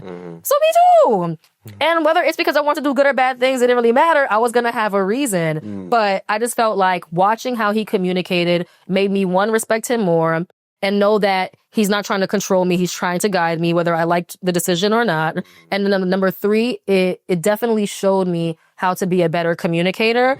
And no matter who's around me and who I'm engaging with, never just let an answer be yes or no. Usually, I always have a follow-up. And I think people deserve the extension. Yeah. I don't like yes or no responses. Like, what's up? What else? Like, even like my team, for example, like HuCapital, right? Like, I know I could be annoying with that. But like, sometimes I'll tell them, like, you had an idea and like, how did you come to that idea? Like, what does this look like? Like, how do we execute? Why do you think we should execute this way? Like, and I challenge them on that because I see everybody that I work with at my company as leaders. And I feel like someone's going to like pull you to the side one day and say, what do you do for HuCapital? What do you do in your career? What do you do in life? And I want you to always feel prepared to, you don't owe them this, but you feel prepared to sell yourself. Right. Like, you know how to say what you've done and why you did it, because people really do care about the why behind the things that we do. And I want to challenge everybody around me to be prepared for that moment, whether it's working with me at my company or working with whoever at their company, but they always feel prepared to explain themselves and sell themselves if they need to. So let's talk about HuCapital a little bit, because I think you got talked about the 7 areas of wellness. First of all, what are those? Real quick though, so HuCapital and the wellness are not the same thing. Like, HuCapital is about all things like professional social media. Okay. But I do talk a lot about wellness. Okay. And I do so also through like my if you guys care about this, I do have I have like this goal setting template, and it's also like goal setting based on the 7 areas of wellness. Okay. So the 7 areas of wellness, real quick. People think that wellness is going to the gym. People think that wellness is eating salad. That's a part of wellness. That is not wellness overall. Wellness, and if I miss one, somebody else Google the rest, my bad. Wellness is physical. Wellness is mental. Wellness is spiritual. Wellness is occupational. Wellness is financial. Wellness is, I'm having a mind block on the last 2, emotional and social. And sometimes I kind of put socio-emotional together, and they do tie together, but thank you for the help. Yes. Like, these are your like 7 and sometimes 8 areas of wellness. And it's very important that people constantly think about those, because there are so many different facets to our life. We're all trying to do a lot of things at once. And you can't think that the only thing about sustaining yourself and your livelihood is just about your physical health, because a lot of times your mental health impacts your physical health. I know for me, like I mentioned before, like my weight fluctuates, and sometimes it fluctuates because I don't have my real life together. Like, things are getting very stressful, and instead of doing other chaotic things, maybe I stress eat, right? So if I know that my mental has an impact on my physical, how can I ignore that area of my life? I can't. Let's say spiritual. For some people, they realize that when they're closer to their God, whether it's God through Christianity or Allah through Islam or whatever the case may be, some people realize that when they're closer or in proximity to their God, life is a lot better for them in all areas of life, right? So you have been able to make that distinction that when one area of my wellness is really strong and well, I can do all things, if that works for you. For some people, like myself, I thrive on community. I thrive on being in social settings. I thrive in being around a lot of people. I thrive in the fact that I'm proud to say that I have a lot of friends. There was an era in our adulthood where everybody was like, no new friends, or I don't need friends anymore. That's cute. I don't subscribe to that. I love my friends. Like most of my friendships are like 10 plus years, and I'm grateful for it because all of us have our strong suits. Like there's always someone in the group that I can talk to about one thing and get advice from them, or someone else about this thing and get advice from them. And having those relationships keeps me grounded, keeps me prepared to conquer whatever area of life it is that I'm trying to conquer. So I feel like for me, like having particular goals to maintain like the social atmosphere, social area of my life keeps me strong-minded enough to keep doing the occupational and the physical and etc. So I say all that to say like those are the 7 to 8 areas of wellness, but try your best to set goals specifically for those areas of wellness. Because if you do those really well, you would realize that incongruence, like everything kind of balances the other thing out, and you'll have a better, more productive life. No, for sure. I'm not perfect, by the way. Like I said, there's still some areas of wellness where it's like me and Kids was talking about, like, I don't be sleeping enough and I need to be sleeping, right?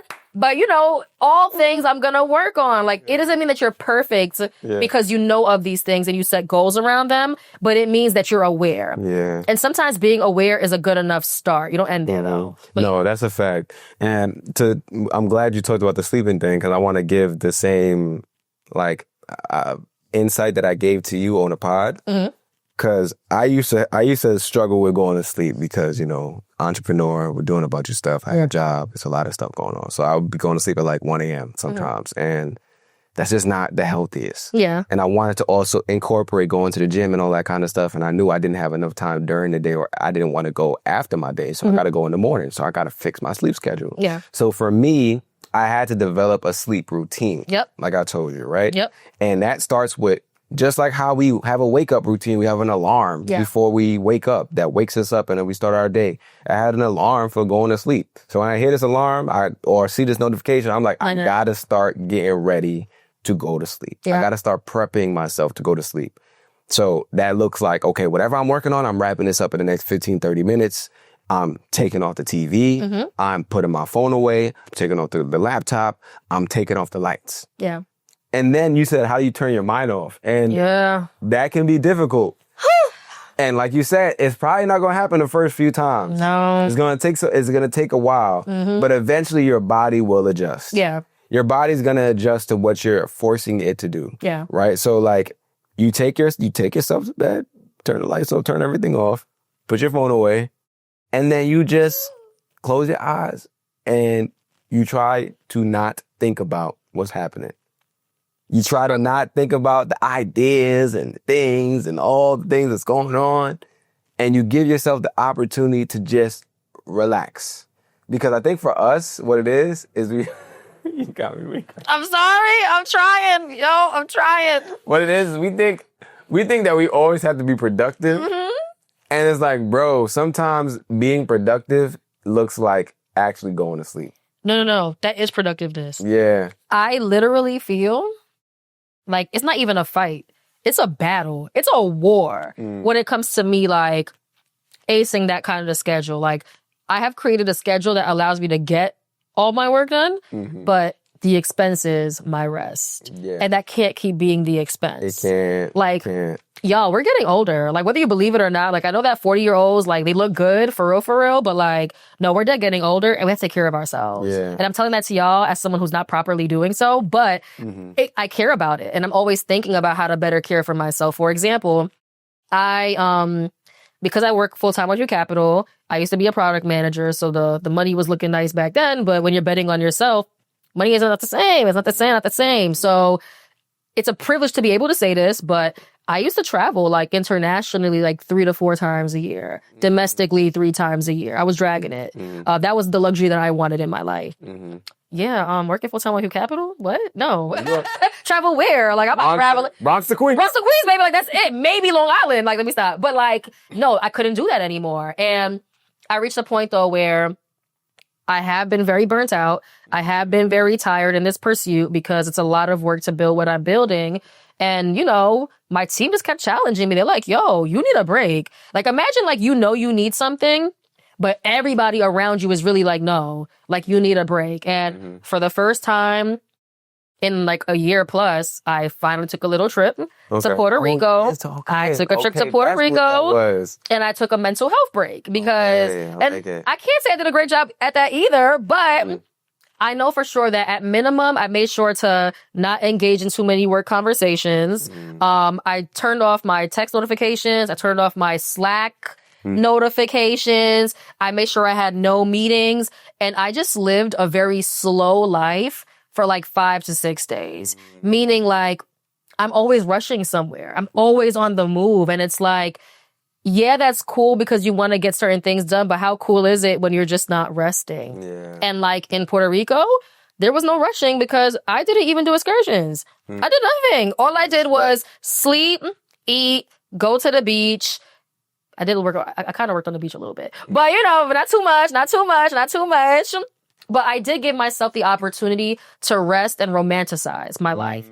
Make time to romanticize your life. I love when people and then also like come back and get sleep. So since I got back, got like a little like 7 hours of sleep. See, we gotta come on, bro. But I gotta maintain it. You gotta come on. Don't go back to the same habits, bro. Sometimes that reset is really needed so that you can be able to actually restart what you've been doing. That's the plan. So please, man, what I was gonna say too is like when you talk about the vacation thing, this is totally off topic, but go for it. I'm gonna say it anyway. When Naeem and I go on vacations, I know a lot of people think that like when you go on a vacation with your partner that you're supposed to be going on all these different excursions and doing everything.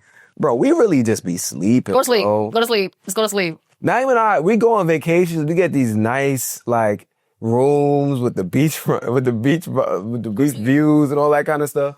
And we be sleeping and ordering room service. As you should. We watched a whole Netflix series as you should. in Cancun. That's okay. We had, like, literally, we got back to the U.S., the series was done. That's great. You know what I'm saying? And I think it's important for people to realize that vacationing doesn't always have to look like you on the beach all the time or you in all these different excursions. Sometimes you and your partner really just need a rest. A vacation is what it's supposed to be for you. Yeah. Not what social media tells you need to be doing. Yep. Sometimes I mean on social media like, damn, babe, are we doing what we're supposed to be doing? Yes, you are. You're resting. You know what I'm saying? Like, but we are. Like, we're doing exactly what we're supposed to be doing. If that's what our body says we need in that moment, that's what we're supposed to be. I'll be honest, this was the first time I ever did that. I've never had a vacation like this in my life. Well, first of all, it's my first international solocation. That's one. It's the first time that I did nothing because, to be very frank, and not because, honestly, not because social media.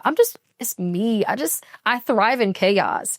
So, like, Magic, JR, Jaylene. I think it was a few years ago we did a birthday to Greece. Ooh. Greece is supposed to be a very chill, calm experience. Yeah. But not you and all the islands. Not when I make the itinerary. It's not. Like you guys hopping from island to island? Yo, not even just that. Island to island, excursion to it. Like literally they called it a boot camp. They were like, Juju, please. They were like, bro, like it was so bad. It was a fun trip. Yeah. But when we say it was so bad in terms of the back-to-backness of it, where like there was an excursion and it was a boat ride. I don't remember that excursion. I was sleeping. Most of us were asleep that whole entire excursion.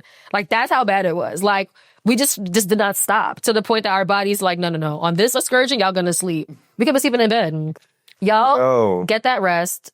Go on vacation with your lover, yourself, your friends, or whoever. And sometimes it don't need to be like a Juju boot camp in Greece. Like, it could really just be like, we vibing. Yeah. And that's okay. Yeah. And I'm actually happy I did this Puerto Rico trip because I used to have a rule for myself where every quarter, I would like take a weekend in like a hotel room and I would just think, strategize, research, romanticize my life. What should my life look like? What should business look like, etc.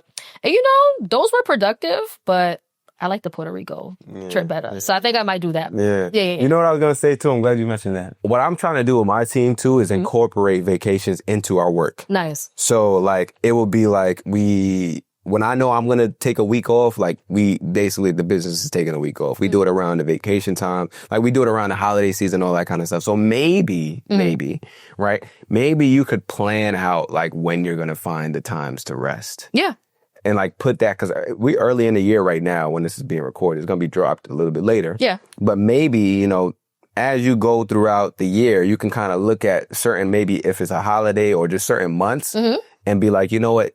We could take a couple of days on this month, or we could take a week on this month, or whatever the case may be. Yeah. Like if you know your business and how like the rhythm of your business goes, like when your slow seasons are and all that kind of stuff. So during those slow seasons, maybe I'll take a week. Can I give an example of that? Go ahead. I'm happy you said that because I had already started thinking like that. Like last year was a very busy year for us because we're transitioning from being an events company, being like we throw networking events and conferences, to this year we're officially going to be like what people need to know us for is a tech company. Okay.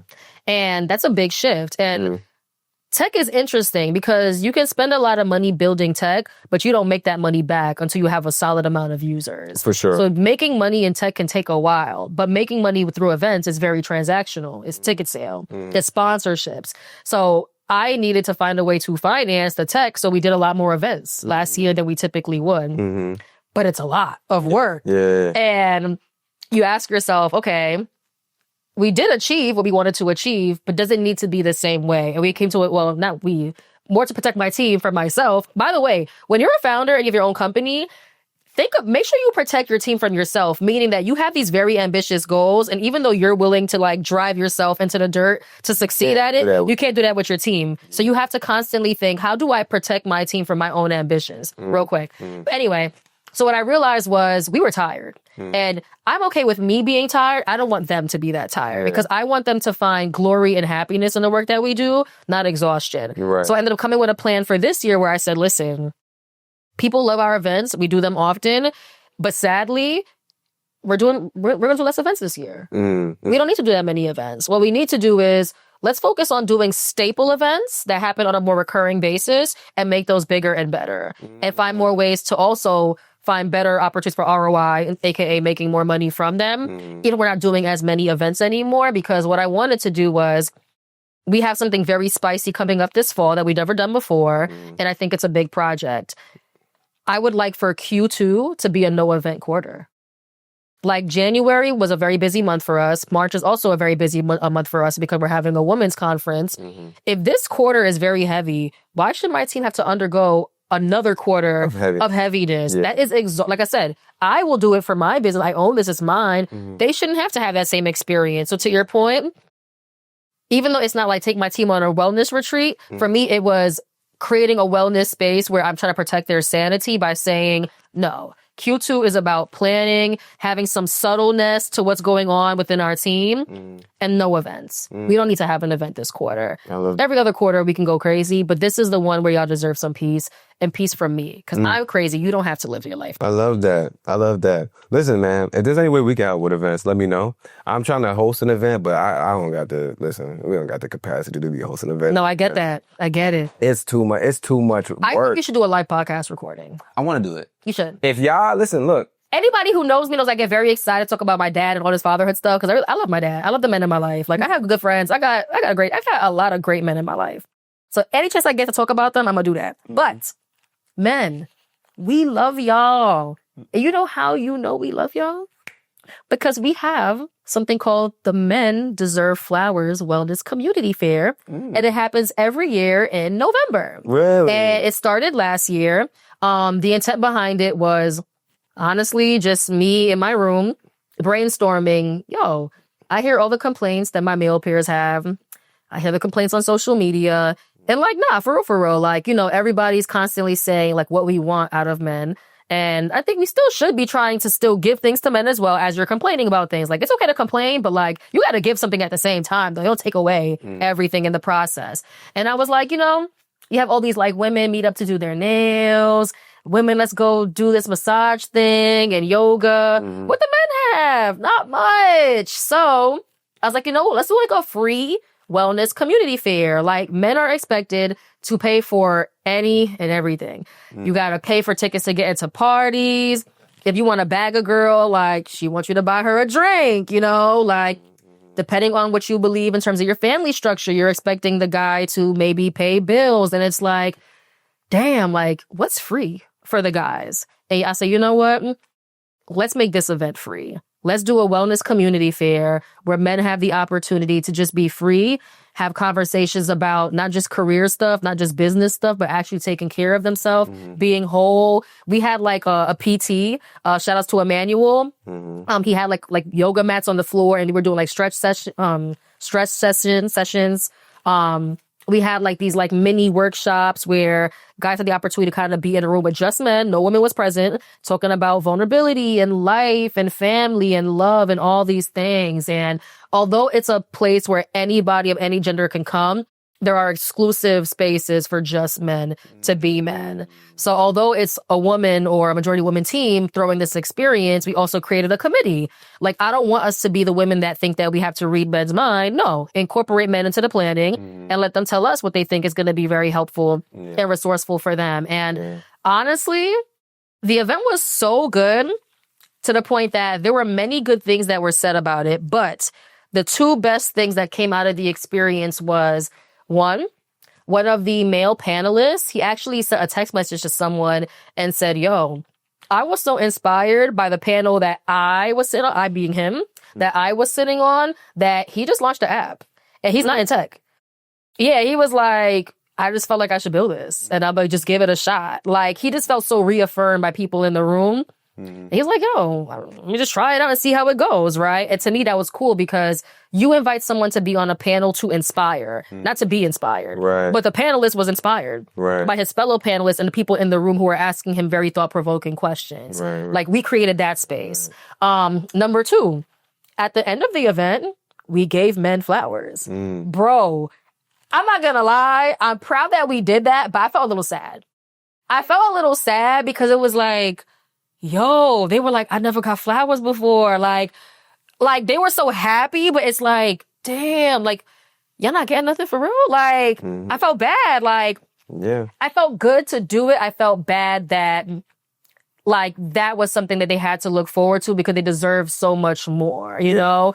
To say that this is the first time I ever got flowers or someone ever did something like this for me, I think it goes to show that, yes, ladies, like, we deserve more. We deserve to be respected. We deserve all these things, but it doesn't mean that we have to take away from the love that we're providing to like our male counterparts. Whether as a friend, not just lover wise, but even as a friend, right? Like, we should be able to give them things and make them feel special because we want holistic families and friendships and etc. And I almost kind of teared a little bit. I was like, damn, like the flowers meant that much to y'all. Like, I knew it would, but not like that. Like, and it made me feel motivated to deliver more. So November, I think it's the first or second Saturday in November. Go to HuCapital Co. on Instagram and you'll see like an event roadmap, y'all. The date is on that. It's going to be in Harlem again. Love it. And that event is no longer going to be hosted through HuCapital.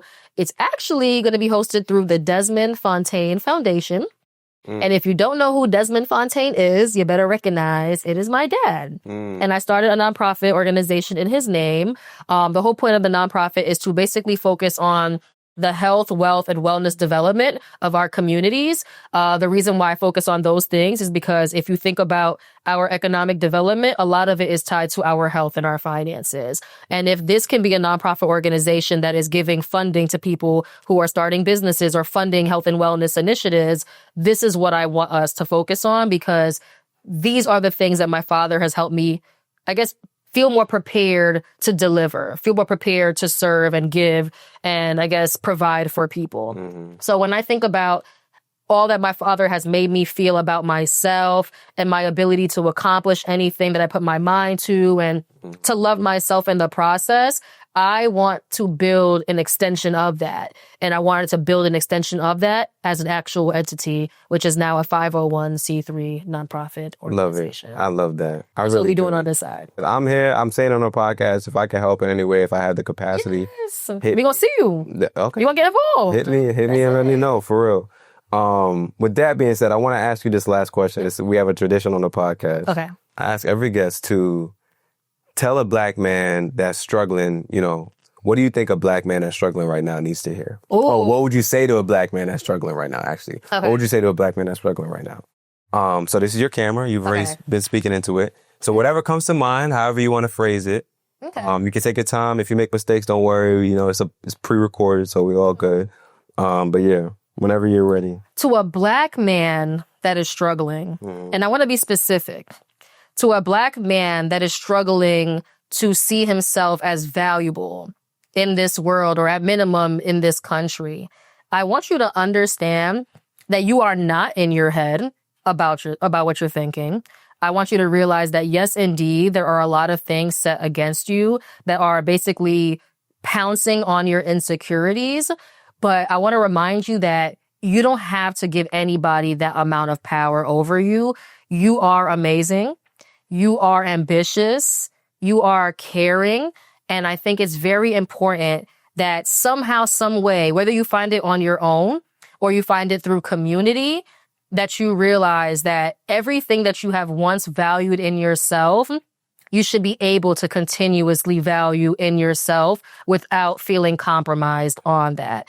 Stop letting people make you compromise on what you see in yourself. You are that great. We love you. We care about you. We cherish you. We need you. I know people fear saying that word need, but no. We need each other, aka women really do need you.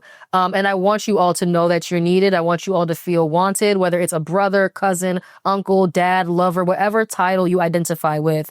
Know that you are needed and you deserve to acknowledge that. And we want to champion you. I love that, Juju. Juju, can you please tell the people where they can find you, how they can support you, social media, anything you got coming up? Well, if you're going to find me on LinkedIn, that's the one place my entire is at. So Jerlisa Fontaine on LinkedIn. Everywhere else, whether it be Instagram, TikTok, or Threads, it is Juju Fontaine. Do not write me on Twitter. I am a lurker on Twitter. I do not post or DM people on Twitter.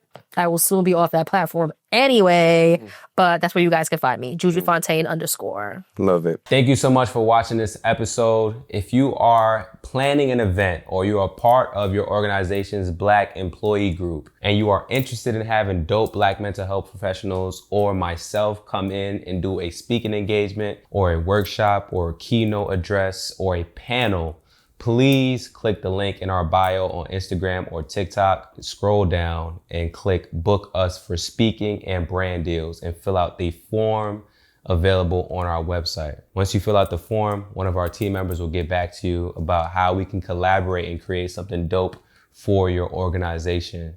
This is an unparalleled opportunity. We are currently the largest Black men's mental health platform, and we have a few slots available for our calendar year, and we would love to partner with you to create something dope for your organization if it makes sense for both parties, right? So go to the link in our bio, scroll down, click book us for speaking and brand deals, and fill out that form. If you're not on Instagram, the link should be linked in our description of this episode. And it is also on our website. If you go to expressyourselfblackman.com/speaking-brand-deals. That's expressyourselfblackman.com/speaking-brand-deals. If you are looking for a therapist, a Black therapist, and you've had a hard time finding one, you jump from therapist to therapist, or you just don't know how to find a therapist, we are teaching a free webinar. It's completely free, taking you from not knowing how to find a therapist, not knowing where to search for therapists, struggling with finding good therapists for you, not knowing what to look for in therapists, teaching you all of those different things, and also giving you the opportunity at the end of the webinar to be connected with one of our safe haven healers who are Black mental health professionals so that you do not have to go through the struggles of finding a Black therapist alone anymore, right? So if you're interested in that, you want to get connected with a Black mental health professional at the end of the webinar, or you just want to learn how to find a Black therapist by yourself, you can sign up for the free webinar. It's linked in our bio on Instagram and TikTok. You just click that free webinar link once you click the link in our bio and fill out the form. You can also find it on our website at expressyourselfblackman.com/links and fill out the form there for our next webinar session. If you're not interested in any of that, right, but you know someone that may be interested in it, all we ask is that you please share it. If you want some of the merch that we show on the platform all the time, that we're wearing on the platform all the time, you can shop it at shop.expressyourselfblackman.com. And once again, we just want to say thank you so much for watching this episode. Thank you so much for supporting us. Please, if you are on YouTube, leave a like, subscribe, comment. If you're listening to this on an audio platform, please leave a review. It helps us out greatly. Thank you so much for your support. We're wishing you nothing but the best and sending you and your family and your loved ones love and light. Peace. Sometimes I know you feel like you ain't got nobody to to speak to. A shoulder to lean on somebody you could preach to. No, you need to hear it, my brother, I love you. We got way too much to live for.